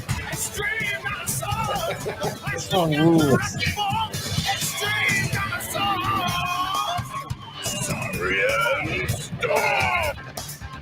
You all walk like humans. Extreme dinosaurs. Yeah, that guy shredding, he's perfect. He was a really extreme dinosaur.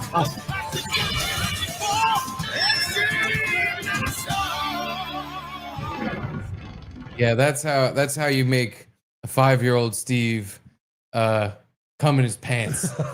Is extreme, because I loved dinosaurs when I was a kid. You make them fucking extreme. They're skateboarding and rollerblading. Yeah, and how can you go wrong? fighting terrorism with fucking like Wolverine claw things coming out of the pterodactyl guy. It wasn't even terrorism back then. No, Really? it was just it's kind of what it was, because it was like, the rhino's gonna blow up a building. But they stopped him with their extreme skateboarding and hand gliding skills. Would that be how they would like solve problems? Was doing extreme thing like skateboarding and stuff? Yeah, Garrett, they were the extreme dinosaurs. They just seemed like extreme characters. I didn't know if they actually did. They were extremist dinosaurs. They actually fought all the haram, and they fought for their jihad, and they used their extremist views to fix society in their view. Really, as you saw by the intro, it was just a lot of explosions and a lot of fighting and a lot of big knives. Mm-hmm. But in their view, that's how they're cleansing the world of sin. Okay. So the extremist dinosaurs did what they had to do for Allah. Good for them. Extremist dinosaurs. They did 9/11 and they're coming back for more.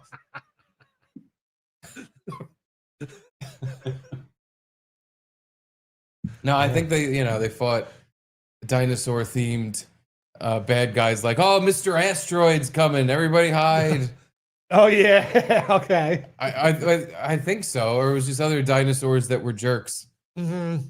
Like, the mean raptor. Was there like the shredder, the ringleader guy that wasn't a dinosaur, but or wait, you mean Splinter? Splinter, yeah, not Shredder. Sorry, Splinter. I don't remember. I just remember dinosaurs. Yeah, okay. Yeah, I was a child Understandable. when Yeah, I watched this crap. I just remember the extreme dinosaurs. Maybe we could watch an entire episode and figure out what was happening in it. This is all just the intro. Yeah. There's a closing. I'm not that interested. But Street Sharks was the exact same thing. Look, it comes up at the bottom of people also search for. Yeah. Because it was just, okay, so extreme dinosaurs, except they're sharks. And they're from the streets. They're street sharks. Wow. And well, what do? Fight crime and stuff. Fight, shark crime. That it's got to be one of the easiest writer gigs in entertainment. The kid show writer. You would think. Has to be. Like every concept is the most basic thing. Maybe the artists probably have a little difficulty. Like, how do I make an extreme dinosaur or a shark that's from the street? But do you want to see the Street Sharks intro? Yes. Here's the Street Sharks full season 1 compilation. She's an hour long. The description I just read made me want to watch the whole show, but it's obviously not. The description is probably the best part of it. It's some guy. Some convict gets sent into a Dr. Bad Guy's lab and turned into the Slobster. I guess the villain in the first episode is the Slobster.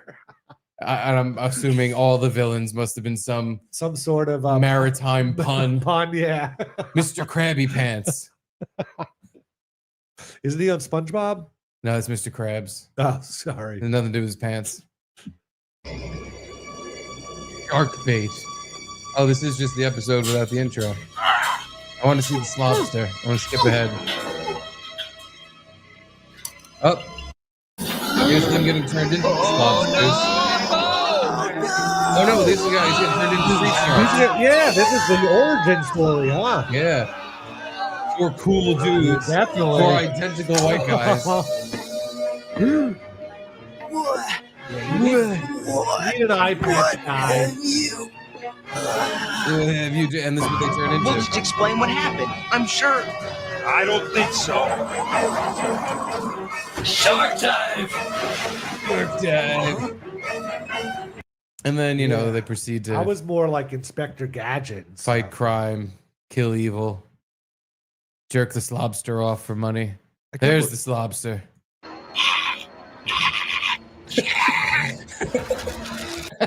That was his famous catchphrase. I'm a fucking slob. No, but I didn't want to watch an actual long as I wanted just the intro. Whoops.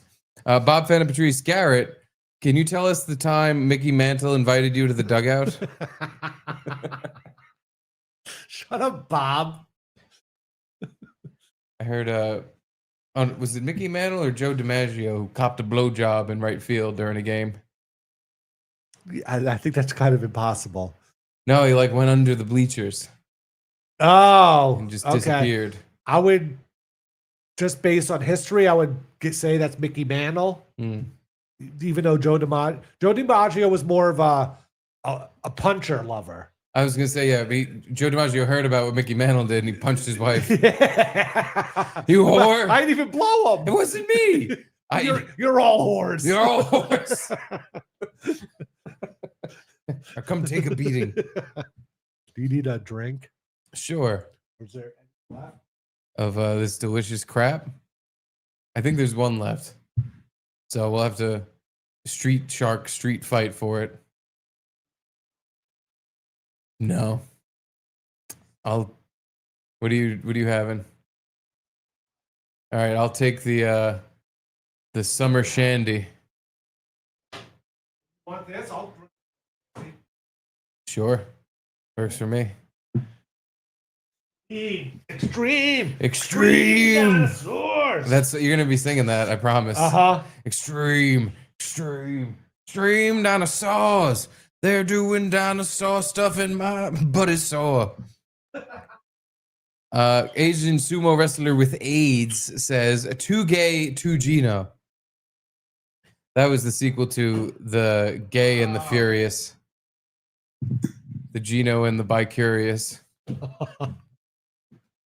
Well, thank you, Asian sumo wrestler. Thank you, Asian. It seems you agree with me that Too Fast, Too Furious might actually be the best movie in the entire series. Yeah, I've seen like clips of the first one, I think, and trailers. Pretty sure the second one actually didn't have any Vin Diesel in it. It just had Paul Walker and Tyrese. Oh yeah, that's right. I didn't know he was in it. Get in the core, Brian. Bob Van and Patrice. Garrett, how old were you in 1977 when Pele played his last game? Come on, really? It was 1977? No, Yes, stop, what he's really Bob. asking you is how much of a liar is your dad? Yeah. How old were you in 1977? Alive? 0. Yeah, you weren't even alive. I was alive for the last 4 days of 1977. All right. You were barely alive. What? I can't believe this. Your whole life, your whole soccer, I know. your love of soccer and all that shit predicated on false information that you saw Pele, which inspired you to have a love of soccer. I mean, are you going to just stop watching it now? Are you going to quit on soccer? No, I'm a big Messi fan. I can't get enough of Messi. I'm a big messy boy. I'll make a mess. But even he's way past his prime now, and you come to America when you're past your prime anyway. It's paycheck for playing fucking B League soccer. Yeah, I mean, not that I would remember now, but I feel like he's better than Pele was when he came to America. But who knows? All right, I don't- to make up for it, I'll take you to a soccer game. We're gonna go see Messi. Oh, sweet! Yeah, Awesome. he's playing at the College of Staten Island. Wow. I got tickets. He's It on was their team? I didn't know that. Hard to get. Oh, he's making an appearance. He's on the opposing team. Okay. Yeah, All right, cool. Can't wait. I'll see you there. he's playing for Kingsborough Community College now. He's the captain of the team. He better be. I'm just gonna point at a random like blondish guy He's not on blonde. one of the teams. Isn't he like brown, blondish? He was for like 2 years. Well, he's in blonde his again. heyday. Yeah. Oh, okay. He's blonde again. Yeah, I'm gonna just point to some guy on the field who's blonde and be like, there he is, Garrett. It's Messi. God. He's the towel can't- boy. Trying to like wrap my head around this whole thing. But I feel like now if I even ask my dad, he'd be like, what are you talking about? I don't know. You know, I don't remember this core memory you have as a kid. You sound like you're lying to me. Yeah. I never took you to see Pele. I definitely saw the New York Cosmos play. I'm pretty sure about that. I can't say definitely, but I'm pretty sure. He said after this, I'm going out for a gay lay. Didn't say anything about Pele. God, Dad. Took you to a soccer game, get you all tuckered out so I can go out later. No, I think that is it's a thing parents do. I have a very, very vague memory. Maybe memory is just something that you make up every time you remember it. Yeah. So I'm at the point with this memory where I'm like, did this actually happen, or is this like a dream I had when I was a kid? Mm-hmm. But either my mom or my aunt or somebody took me and my cousin or brother to a basketball game and told us it was the Knicks. Like we were going to a Knicks or a Nets game. We were going to I think it was the Knicks. We were supposed to go to the Knicks game, but really we went to like a college basketball game at the College of Staten Island, like a free thing. But to get us excited and wanting to go to it, like, yeah, we're going to the Knicks. Yeah. I'm sure she told us like, oh yeah, we're going to the. But wouldn't you know when you got there? I or no? did know when we got there. I was Oh. like, this isn't the Knicks. They're maroon. Yeah, that was when my I had Jets season tickets growing up, or at least I thought I did. I'm not even sure about that anymore. But while I would go to 8 games a year with my dad, and then my mom was like, "Oh, Bob, my stepdad, his college, which was Cornell, was playing their rival in college football, like Division III kind of thing." And they're like, "You want to go to the game?" And I was like, "Oh, all right." And it was, a Division III stadium. It was rainy, blah, blah, blah. And then they were like, "Did you like it?" And I was like, "No, it was low talent, blah, blah, blah." And they were like, "Oh, but you like football." Because at that age, you can judge the talent. Like, I was like 12 or 13 or around there. What it really is when you go to a professional basketball, football, whatever game, there's so many people around. There's so much shit going on. The Jumbotron, there's so many songs playing, there's so much noise, there's a mascot, all this shit going on.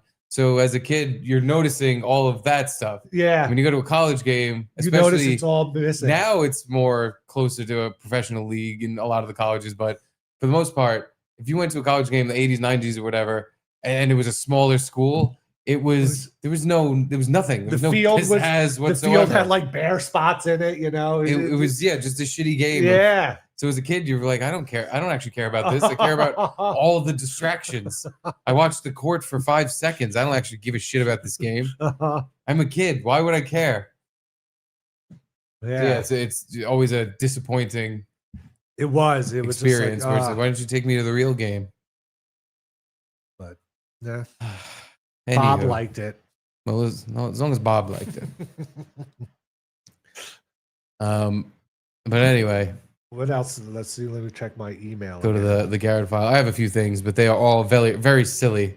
Because I was like, I'm not bringing any more heavy.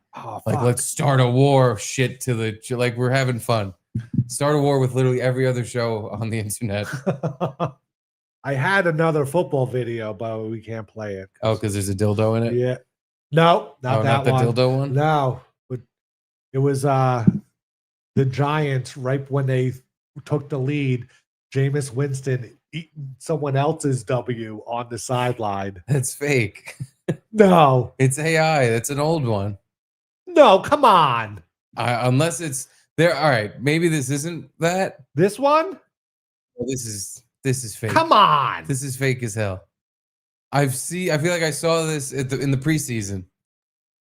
This was like someone made this for preseason football with Tommy DeVito. I just give up now. They made it with Tommy DeVito in preseason. You don't remember that? It was Tommy DeVito giving Jameis a dub and he was sucking on it. Yeah, but this wasn't like over the top kind of thing. No? No way. Just go ahead and eat. But he knows where the camera is. Like No, right yeah, in dude, the no. camera's soul. It's fake. Sorry. God.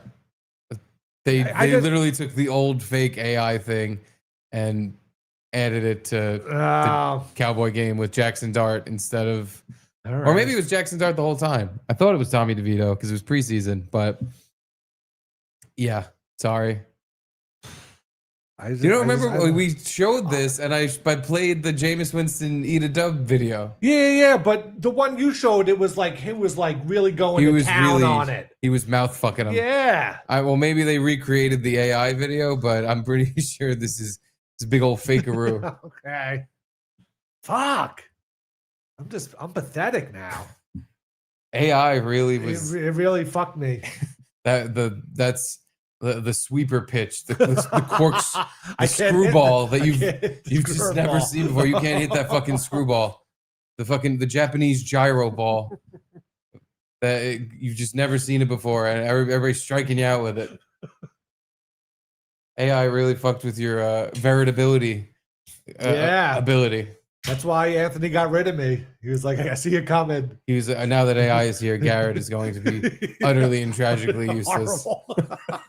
He's going to be bringing me fake stuff.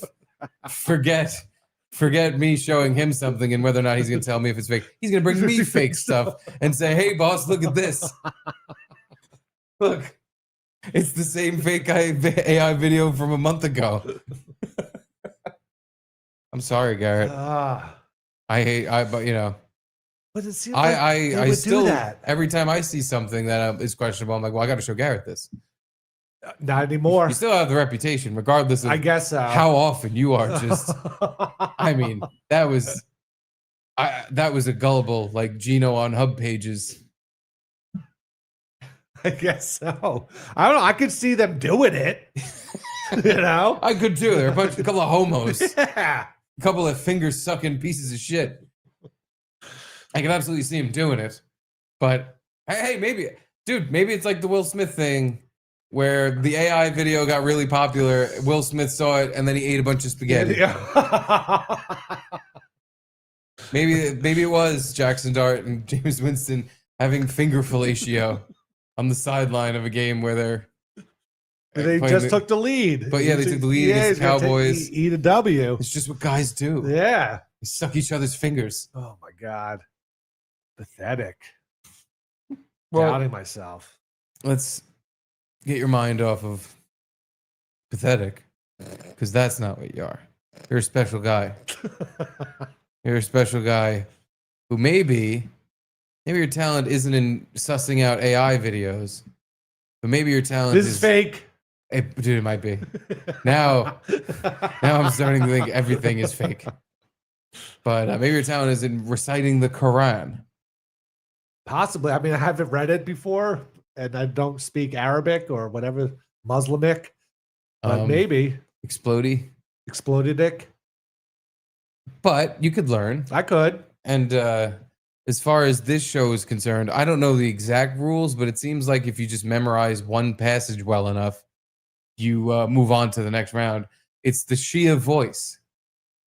So it's like, you know, the show The Voice with the people sing and people. I don't know if any chairs turn around, but basically what these guys do is they recite parts of the Quran. Okay. And there's a panel. They sing, recite it? I think they just talk it. They walk it like they talk it. They just say a verse from the Quran like that they memorized, and the judges tell them whether or not they got it completely right or not. Wow. Want to see a clip? Wow. Muslims have no idea what entertainment is. Especially not in 2022.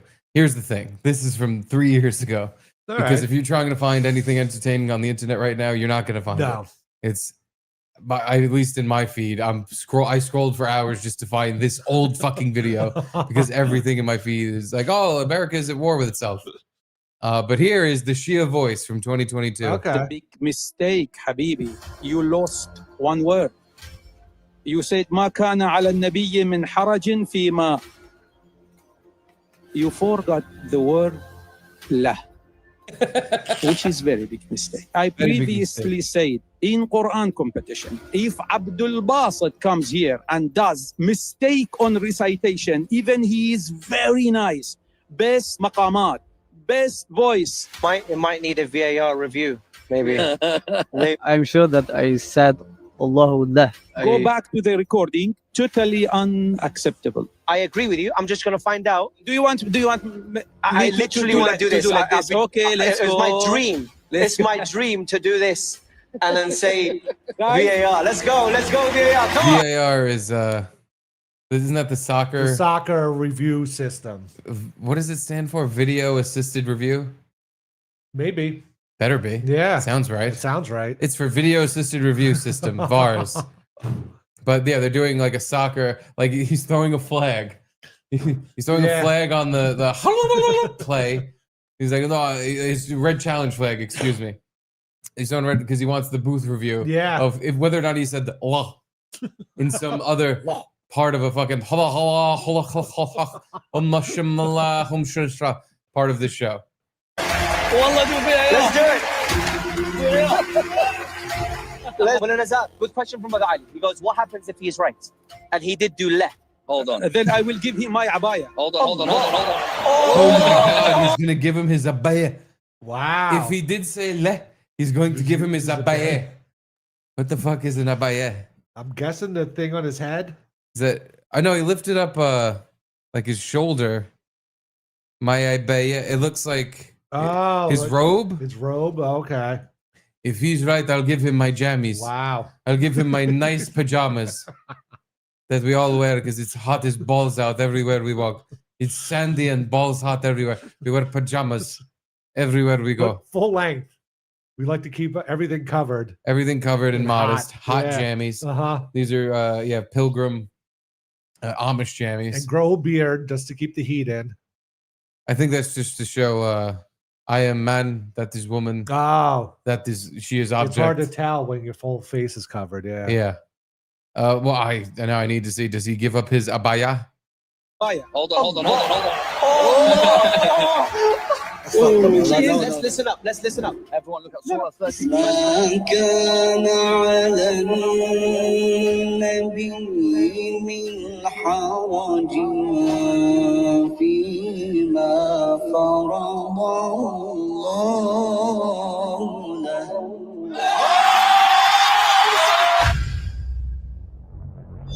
I guess he said it. I don't know if he said it. I have to watch that again. Also, I'm fascinated that this is what they watch, that they're judging. Like,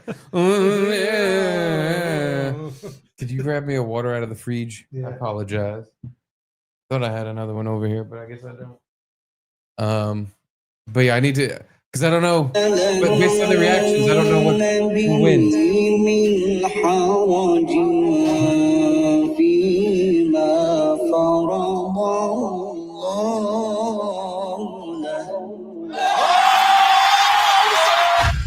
I think he said it. I heard a la like in the middle, but they didn't react to the middle la. I think he said la. Did you say la? Or did you not say la? But they didn't even. I want to see the extended clip where he gives him his halal. Yeah, abaya. Abaya. Give him his abaya. Just based on body language, the judge on the left is like, ooh. The judge who's giving up his abaya is putting his hand up like, okay, all right, I was wrong.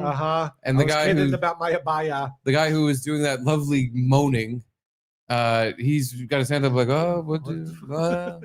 I don't want to say I told you so, but Allah Akbar. I don't want to say I was right. This sounds like the worst show possible. What do you mean? just guys get up there and do that mumble That thing. that awesome noise.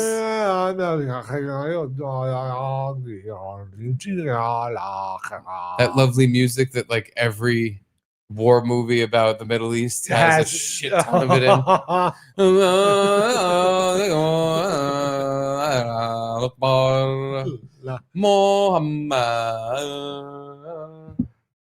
You're saying you don't want to watch more of the Shia Voice? I kind of do, but I just don't know.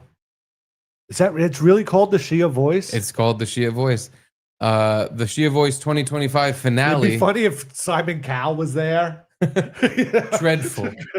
Absolutely dreadful. I don't know what you just said, but I think you missed La. These noises remind me of a goat being fucked. I don't like this music. So far, 100 out of 100 contestants have blown me away with how bad they are, and then blown me away with a device strapped to their chest, and then blown me away with the smell. Bob Van Patrice, only 3 letters in the Muslimic alphabet. TNT. It's dynamite. TNT. Oh. Good one, Bob. Yeah, let's watch 4 hours and 40 minutes. Let's do it. Of the Shia season 3 finale. Children are facing many challenges every single day. Their beliefs are being tested. Right. What's going on? Their ethical principles. Why is it in English? All over the world. Well, that's a good question. If this show is like on BBC and they produce it in England or something, I mean, I wouldn't put it past them, right? I wouldn't be surprised by that. It says whatever that chicken scratch in the corner is. Oh yeah, that English. English. Channel 3. Yeah, wait. Let's listen to. Oh, here we go. This is what I was looking for. A lady, a Muslim lady. Is she allowed to do this? As long as she's fully decked out in her body sock, I think she's allowed to do this. Were so powerful that the ones who once held their heads high in pride she's doing a sermon. bowed low in humiliation by the weight of their actions. This was the very sermon that ultimately led to the start of the Zainabi revolution, doesn't even have etching an its mark accent or into anything. Islamic history to be remembered for generations and generations to come. Like they filmed it And when here. we come to examine her in sermon, my apartment. we find there lies a series of lessons that invite us to pause and reflect. And we will be doing so by posing the following questions. Number 1, where did the Kufans go wrong? Because if history... Oh, just to be clear, season 3 of the Shia Voice will take place in London, UK. So this is in London. Oh my God. Get the Dude, fuck that's like outta a here. parody. That is. Their American Idol show is literally this. It's the Shia Voice. Holy shit. Is this kid gonna sing? I'll discuss the bravery from Ali, inshallah, today. They're all doing a fucking sermon. And now this ayah isn't any ayah. In fact, this ayah is agreed by many tafasir, including Tafsir al-Mizan by Sheikh Basir Tabatabai, and even Sunni tafasir like Tafsir al-Tabari. It is agreed that this ayah was sent upon the event of Imam Ali sleeping in the bed of Rasulullah. What the MashaAllah. What the fuck is happening?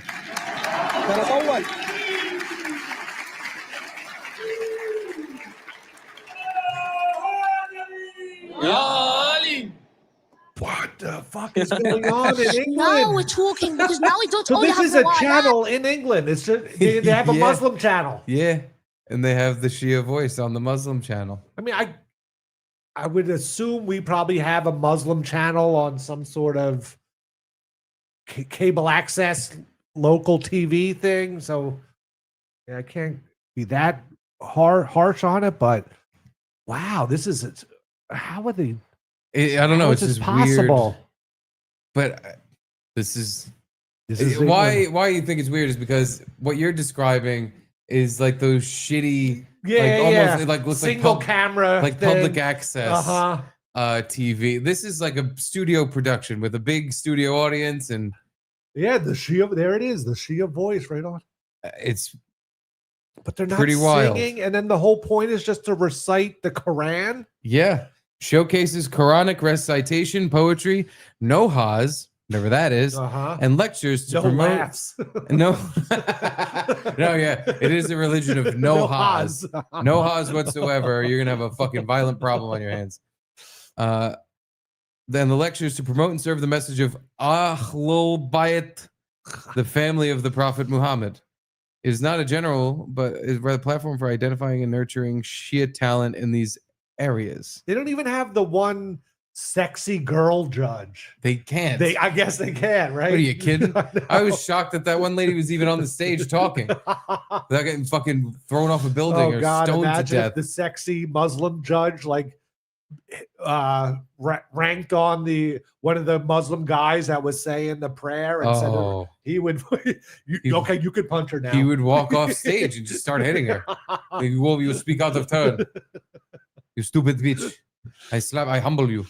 To ahadith to discuss Imam Ali's bravery with. But now we have the Quran, the words of Allah subhanahu wa ta'ala, that is saying Imam Ali is the bravest man to ever live. That the person who embodied bravery in all of his aspects is none other than Ali ibn Abi Something bad's Talib. gonna happen at the end of this.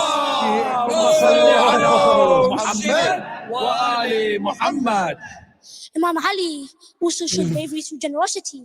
He says, "Ashja' an-nas askhahum." The bravest of people are the most generous. He said generosity. Yeah. Yeah, they're speaking Spanglish. Bomglish.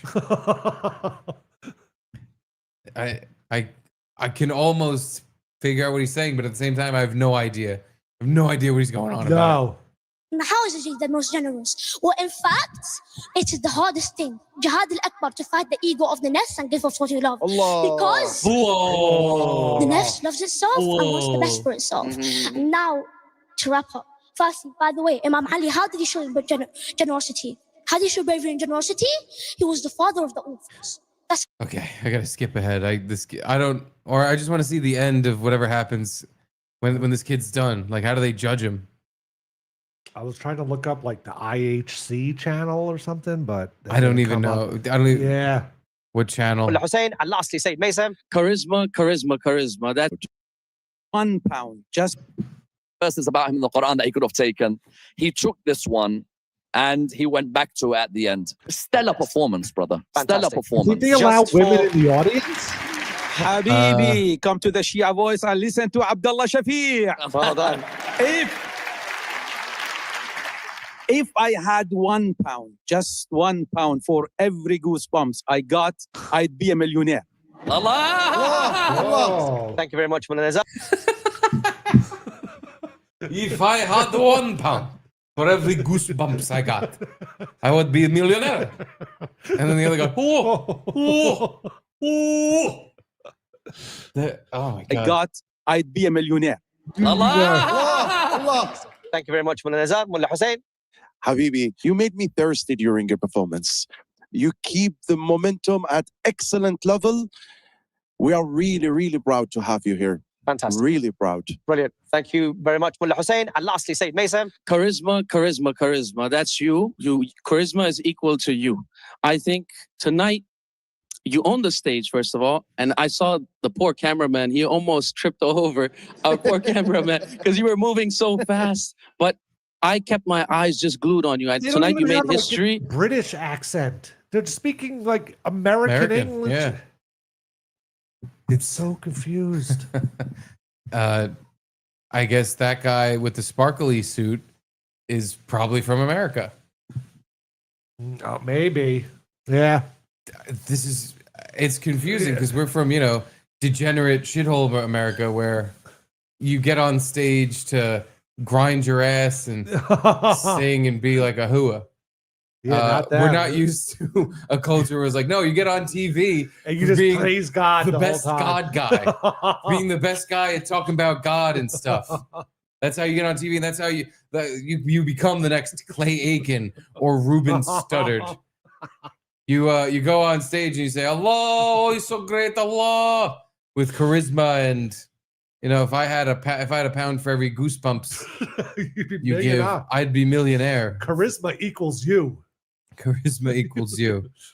I mean, I don't know if I want to watch any more of this, but I need to see some kind of conclusion. I want to see like who they picked as winners of. On a personal bias, the two speakers out of this world. You two, unbelievable. There's 3 of them. Another thing. And there's a woman there. Now I get what he's saying. You two, and then the God's mistake. Put your headscarf more over the face. Unbelievable. Because the lecturing category is where you've got to prepare yourself, come up with your own points, find your hadiths, find the structure. Difficult. It's so difficult. And you two were unreal. Honest to God, unreal. Unreal. 25 years ago, we blew up when the we World started Trade giving Center. English lectures, and ironically, I'd like to mention the Al Abbas great Birmingham year. Islamic Center where I gave my Muharram. At that time, there was rarely any English speakers, and these two have been amazing. But you're in the same place as Sayyid Baqir, and that's like 3 outstanding candidates. Sayyid Baqir out of this world. Unbelievable. So I'm just in awe of being in your presence, the presence of everyone who's participated since Rajab, every single candidate, round 1, semi-finals, final. It's been an absolute pleasure. And a shout out to Mullah Ali Fadil and Mullah Rashid as well, please. Thank you very much. They can sing a song or something. Thank you, Sayyid Ammar. And once again, thank you to all of the judges for your honest feedback. I know it's very, very difficult to be in your position, to be able to give feedback on what is essentially service for the Ahlul Bayt alayhimus salam. However, thank you very much for your time. And I'm sure American Idol picks their winner. The winner then sings their big song at the end of the show. Are they going to recite their Muslim poem? Maybe the winner is just gonna take that lady and start pummeling her. He wins, or maybe he just wins her as a wife. Let's just skip. I don't even know what to skip ahead to. Who the fuck's this guy? I don't know. He doesn't look Muslim. It is on the process. Oh. Please keep praying for us to inshallah we complete this process, inshallah. Inshallah. Inshallah. Next season of the Shia Voice, we try to be in the Toronto. So from now we will announce inshallah. It is by your prayer. Like aliens from a different planet. Yeah. Like a show from a different planet. We got intergalactic cable, and we're watching just this confusing. Like it's very similar to the show I've seen, but I don't know what the fuck's going on. He's calling for enchiladas. Enchiladas. I can't. I almost hate how intrigued I am by it. I want to see like what the fuck. But it's just so bad What too. is It's that? like, what's What- happening? What does the winner do? Did someone win that? We need a Muslim. We have any Muslim fan? We need a Muslim to explain what's happening. Huh. Pork Chops 2345 says the TV station is based in Iraq. Imam Hussein 3 TV. Oh, thank you, push-ups. So it's Iraq TV in London. And that they syndicate to London, maybe? That don't make no sense. That don't make no sense. How could you be an Iraq TV show? Yeah, why would they speak Rooting English? for the Mets in the UK? That don't make no sense. Definitely doesn't make no sense. That makes no sense. No, I just think because in the UK, well, I'm sure Johnny Clare can clarify all this, Yeah. but I know you need a TV license, and I know the government's heavily involved in the making of television and the channels and whatnot. So I'm sure now that they have a very large Muslim Islamic population, they petitioned like, "Where is our channel? Yeah, where are our channels and our big studio production TV shows?" And Yeah. and after a couple nudges and a couple Threats. threats with greasy palms. They greased the palms over there with fucking dynamite. Next thing you know, Iraq TV with high production, high like a lot of money dumped into it. Yeah. The Shia Voice. But isn't it Sharia? Yeah, Shia Muslim, Sunni Muslim. No, I thought it was a Shiite Muslim. Shiite. Isn't it? I thought it was Shia. Oh, okay. I could be wrong. Maybe that's the plural of Shiite. I don't know. Yeah, I'm totally ignorant to. I know, but I want to watch that channel and see if they have other reality shows and other. Do they have Seinfeld, Big Brother or Survivor kind of thing?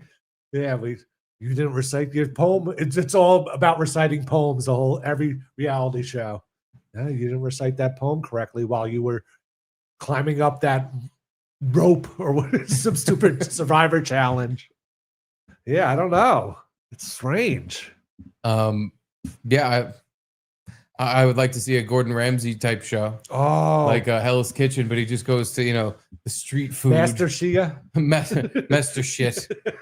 He just goes to street food vendors in the Middle East and says, "This is shit. It's raw." Oh boy, he's just kicking their food. They wouldn't enjoy that. I don't think. You don't think they would enjoy it? Even the people in America don't enjoy it. So no. No, I fucking love that show because even if it is the fakest, Kitchen Nightmares. Yeah, even if it is the fakest thing, who cares?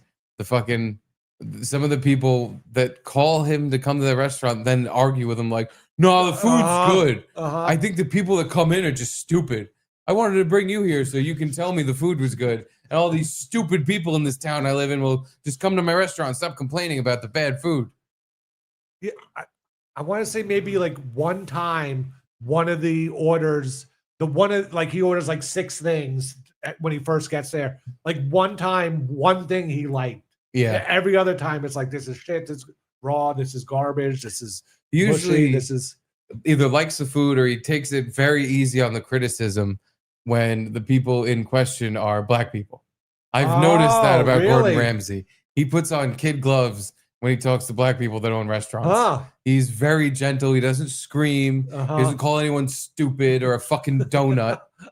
He's just very like, "Oh, well, why don't you do this instead of that?" And then that's the thing you're doing wrong in here, and we can get more customers to come in. Meanwhile, he goes to some white dope's restaurant in like Cape Cod or something. He's like, "You fucking idiot! It's fucking raw! And where are your standards? You fucking donut!" And then he always does the finger behind the cooking fryer or whatever. Look at how disgusting this is. He takes some of their food and slams it and fucking dunks it in the garbage. Goes through their freezer. Look, this is expired. I have noticed that when the people who own the restaurant and like all the staff, it's like an all black staff. He's very just like, "Well, maybe we could do it this way." He's just encouraging the whole time. Slamming food into the trash, he'll just very gently pick something up and go, "It's raw," and throws it in the trash, nice and easy. Oh, a fucking donut. There was one episode he has like a new show now, The Secret Service. It's just Kitchen Nightmares. Oh, okay. But he secretly is doing Kitchen Nightmares. It's pretty stupid. Like he goes undercover into like with makeup on? No, he just he sits outside the restaurant and has a mole on the inside. Oh my God, with like Ray-Ban glasses with the cameras in it. But then within the first like 20 minutes of the show, he walks into the restaurant like, "Oh, Gordon's here." And it's like, "Oh, so this is just Kitchen Nightmares." But the people for the first 20 minutes of the show think they're on some other thing, like restaurant renovation or some shit. Maybe he just got like sick every restaurant applying to be on Kitchen Nightmares. And well, the idea seemed to be like, well, how would you act if you don't think Gordon Ramsay's going to show up? Then I don't know. There's still cameras there, so I don't understand why these people are still acting like complete pieces of shit. So you just, as long as Gordon's not there, you're fine with being on television as represented as an just inept dipshit. Like all these people, or at least most of them on the show, are like aggressively shitty. Yes. Yeah. They always fight back and yell back at him and don't want to do anything that he says they should do. And then he always makes them fire one person in the kitchen staff. So he's doing an episode in this restaurant that is owned by some not Eritrean lady, which is like Okay. next to Ethiopia, Uh-huh. and they're making Ethiopian food in the place, which is literally, it's like the bowls of slop where you dip your hand in it, and you put it on the big piece of tortilla looking shit. You put the mud on the tortilla and you just dump that in your face. And that's the food. And this old woman owns it and like operated forever, and her kids are like helping run it. So he goes in and he's just super nice to everybody, and he's like, I would like for you to tell them. He doesn't even introduce himself to the mother at first. He just, I'll tell her to go home because I don't want her to be embarrassed by what I have to say here. Oh, wow. So to not hurt the old woman's feelings, he literally has them send her home so she doesn't have to hear any of his criticisms of her fucking hole in the wall, shitty ass restaurant. And it's another one where he's eating the food and he's like, oh, these chicken wings are dreadful and these fucking French fries and stuff, it's all bad. Yeah. But then he eats the Ethiopian food, which it just looks like a cow shit on a plate. And he's like, oh, this is delicious. See, this is what they should be focusing on. And I'm like, either he's just a fucking lion sack of like shit lib asshole shit who's just saying like, oh, it's so great because it's fucking From African minority, food. yeah. Or he's just not that familiar with it, so he's getting like very average, whatever this shit even is. But he's like, oh, it's wonderful. It's not instantly choking me and making it's killing me. It doesn't have some strange taste I don't like. Yeah. It looks but doesn't taste like feces. It's all that shit, just like Indian food. It's just like a protein, maybe. Yeah. Simmering in some sauce forever. Sloppy fucking. And it's either a butter sauce or it's just so goddamn spicy that there's no real flavor. It just burns your fucking mouth. But I love Gordon Ramsay. His shows are very entertaining to me, even though I'm a mark for every fucking stupid consumer thing. But and it doesn't even bother me that much. It's just very noticeable because you'll watch an episode where he's fucking screaming in someone's face. Some white dope who's like, but my food's good. And then the very next episode, he's in this black lady's shitty Ethiopian place. Like, it's beautiful. The food's so wonderful. That's so weird. Yeah. This wonderful woman making this beautiful food. I want to lick her feet. Oh yeah, and the Ethiopian restaurant made cacio pepe, like Italian salt pepper pasta. Yeah. And apparently it was terrible. Even he said so. Yeah, but again, he kicked the mom out. The old African woman, she didn't make that stuff. She was just making the African food. Oh, okay. So, but she still didn't have to hear the criticism about it because her poor little African heart couldn't take it. Oh my God. Wow. What a fucking shit lid. It really is. It's fucking disgusting because it's not even like you just started doing that. I've noticed because Kitchen Nightmares, that show's been on for fucking like 20 years. It's still on? I don't know if I think this is just the new version of it. But basically, yeah. Wow. I think it is still on too, though. I think they're still doing that show. He does like 5 shows. Master Chef still on? Like all in a row. Yeah. Yeah. All that. Hell's Kitchen is still going? Yep. He just finished up a season that Jim Norton was like a special guest on. Oh, that's right. Yeah. He just never stops. My God. I don't know if he like ever sees his family. Yeah. He's just in one studio after another doing food shit.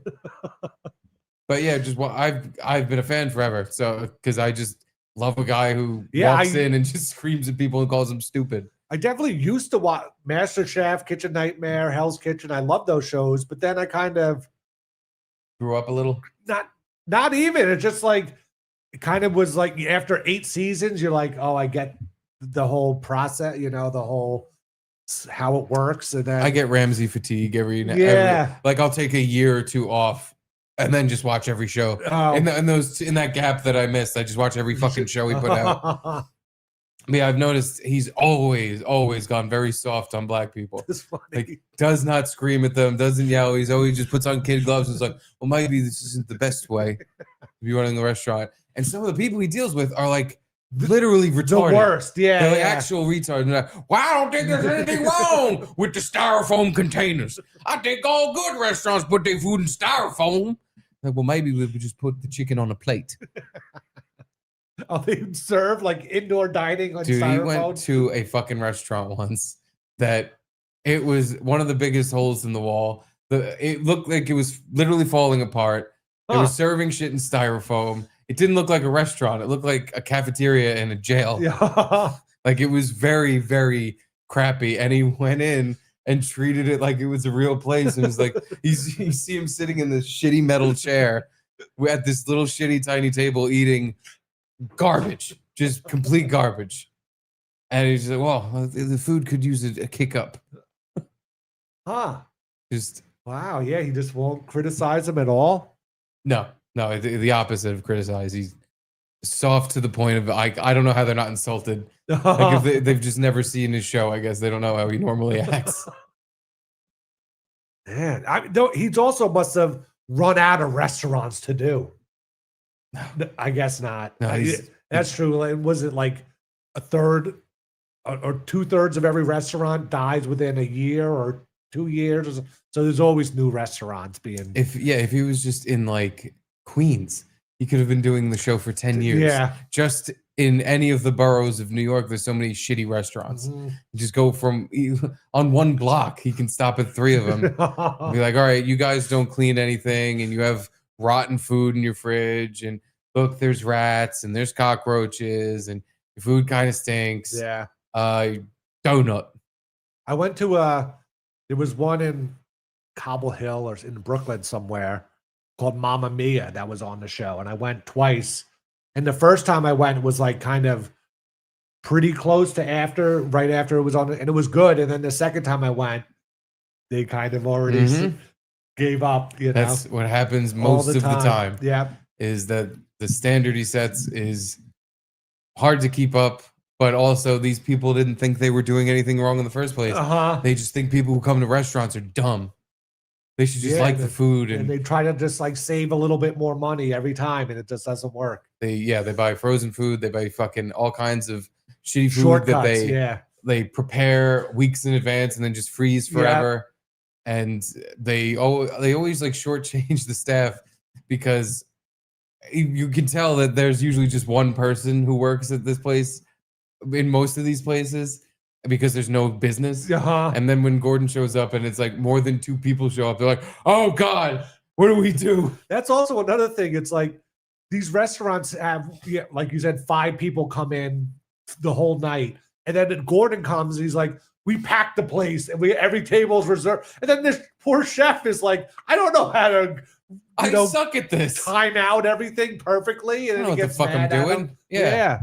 Also, as soon as you leave, this is gonna go away again. And we're gonna have to cut all those corners again because we still have no money. Yeah. The whole point of them being on the show is they're like, yeah, we're like almost $1 million in debt, and we just need Gordon to wave a magic wand and give us $1 million. Really would kind of solve all our problems. But because then if you start paying a whole staff, like the whole thing is that these cutting corners because they have no money. Yeah. If they start then just paying for all this fresh food and paying a staff to manage a they busy have restaurant, to keep that busy the whole time just to make a profit still, and it doesn't work. It don't work.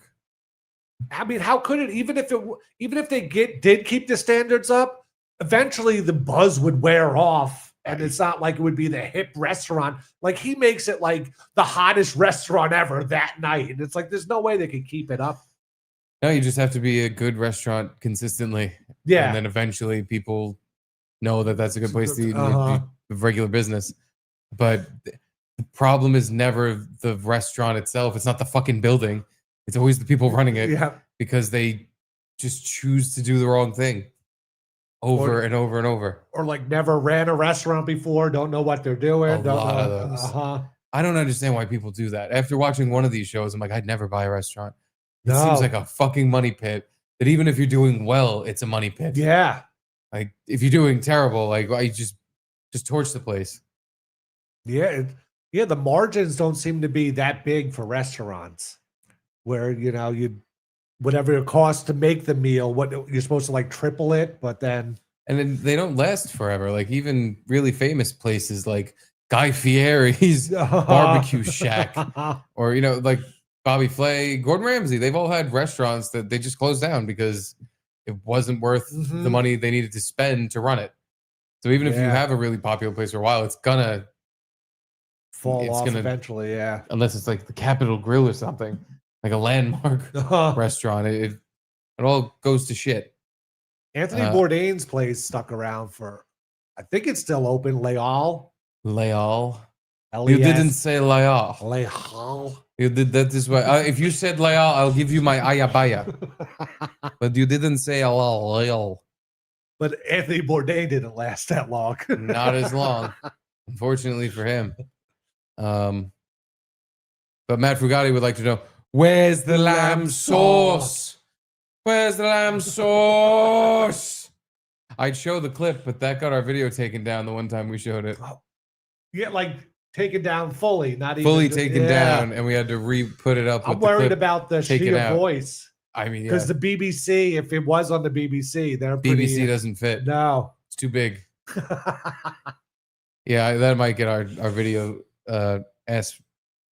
But if you're on our be Patreon, mongled. you can watch it whenever you want. For sure. Yeah, every time a video gets taken down, I just put the full thing on Patreon anyway. So Yeah. that'll be that. And Bob Fan and Patrice, I'm sure this show ends with a bang. It sure do. The Shia Voice. Just like the Shia Voice. Yeah. This show's going to end with a bang. With a banging ass board song. Fuck yeah. For the boardy mems, because look at the time. We're out of time. Oh, shit. Time flies when you're drinking that long drink. I wish I didn't even crack that second one. Oh, no. No. It's fine. It's fine. It kind of tastes like ass cheeks, but it's fine. But at least it's gin and not like all the others where it's just malt liquor. Yeah, that one tastes like gin, but yeah, I don't like gin. But anywho, you know what I do like? This lovely board. Ooh, it only it's has almost full. 3 spots left. Damn. Or 4? 3 or 4. Yeah. And to show appreciation for our boardy mims, we had Michael Jackson come back from the Kid Diddlin' Dead to sing you all this lovely, lovely board song. Please enjoy it, won't you?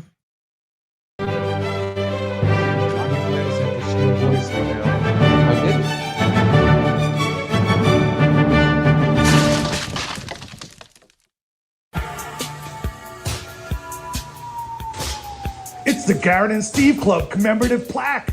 Why don't you just board it? Hit it!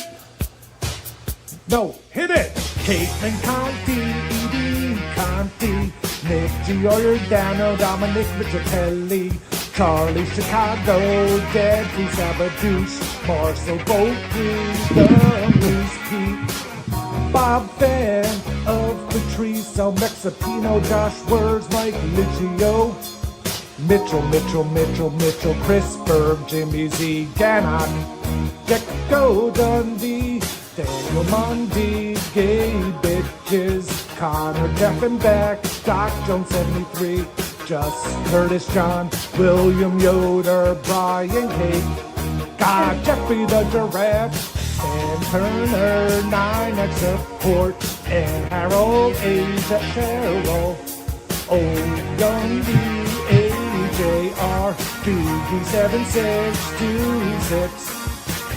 Just for Garrett, Aaron Kraft, Two-Man Rusty, Matthew Mowry, Mark Grachi, Cynthia Darcy, Ernsey, Eric and Lystra and Max and Lucy and Clara, Michael J, this gig and that's it, win it all costs, Stu's Cluster, Pink Jam and J-Nate, Gina Marie, Beverly, Jaquan, G and Johnny, Heather the Hooker, Jonathan Mardukas, whose channel 6666, Steve's ass, Morgan, Junior Mitt Franklin, the sick right, Arrow Hacker Matt, that's the big, blah blah blah blah blah, Go Members Club, Mama Reno, Fitzy, Jeremy M, Scott, Maffugati, Michael Malice, Churches, Thomas 5 and Photoshop, Rocky King, Cozy, Angelo, Larry F, J, and N, Harold, that's the Gold Members Club, and Garrett and Steve Club, commemorative plaques. My ass.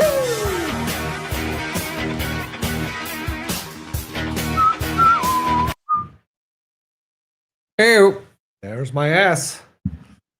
And here's a correction from Johnny Clare. Mm-hmm. Had a feeling we didn't know what we were talking Love about. you, Johnny Clare. There is no Muslim channel. It isn't on TV here. It's just shot in London. The government doesn't run any channels. I thought the BBC was, maybe, I guess, they're their own entity. They're British not broadcasting company. Yeah, they're not the government. Okay, all right. And Been corrected. I guess that scribble scrabble in the right corner of the screen was because it's like on TV in Iraq or something. It just seems so weird that it would be in English then. Yeah, I don't know. And they spoke perfect English too. There was no accent or anything, or it wasn't even like Muslim English, where you could. Oh, the one guy with the Yabahaya Yeah, on. a little bit. Millionaire. But Millionaire. If I had a pound for every goosebump I got. I would be a millionaire. Millionaire. For the goosebump pounds. All goosebumps I got had so many pounds. All right, well, they're just shooting that stuff in London. Okay. Seems weird that London would allow them to shoot this. No, I guess because they, yeah. better production value. Oh, yeah, maybe they Used just to putting stuff on TV. they shoot it in London. They have better equipment there to shoot a TV show that of that high quality, and then they syndicate it to all the Muslim countries around the world. All right, that makes sense. Yeah, That's what's happening. That's exactly it. that's it. Okay, good.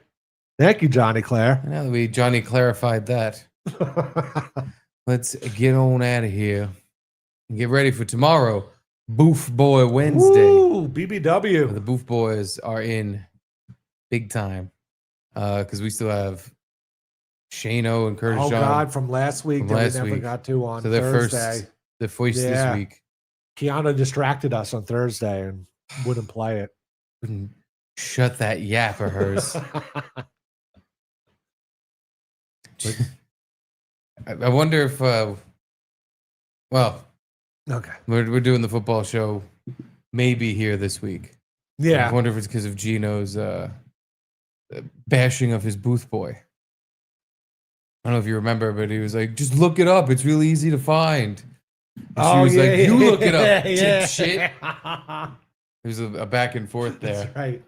Maybe she needs a break from the abuse from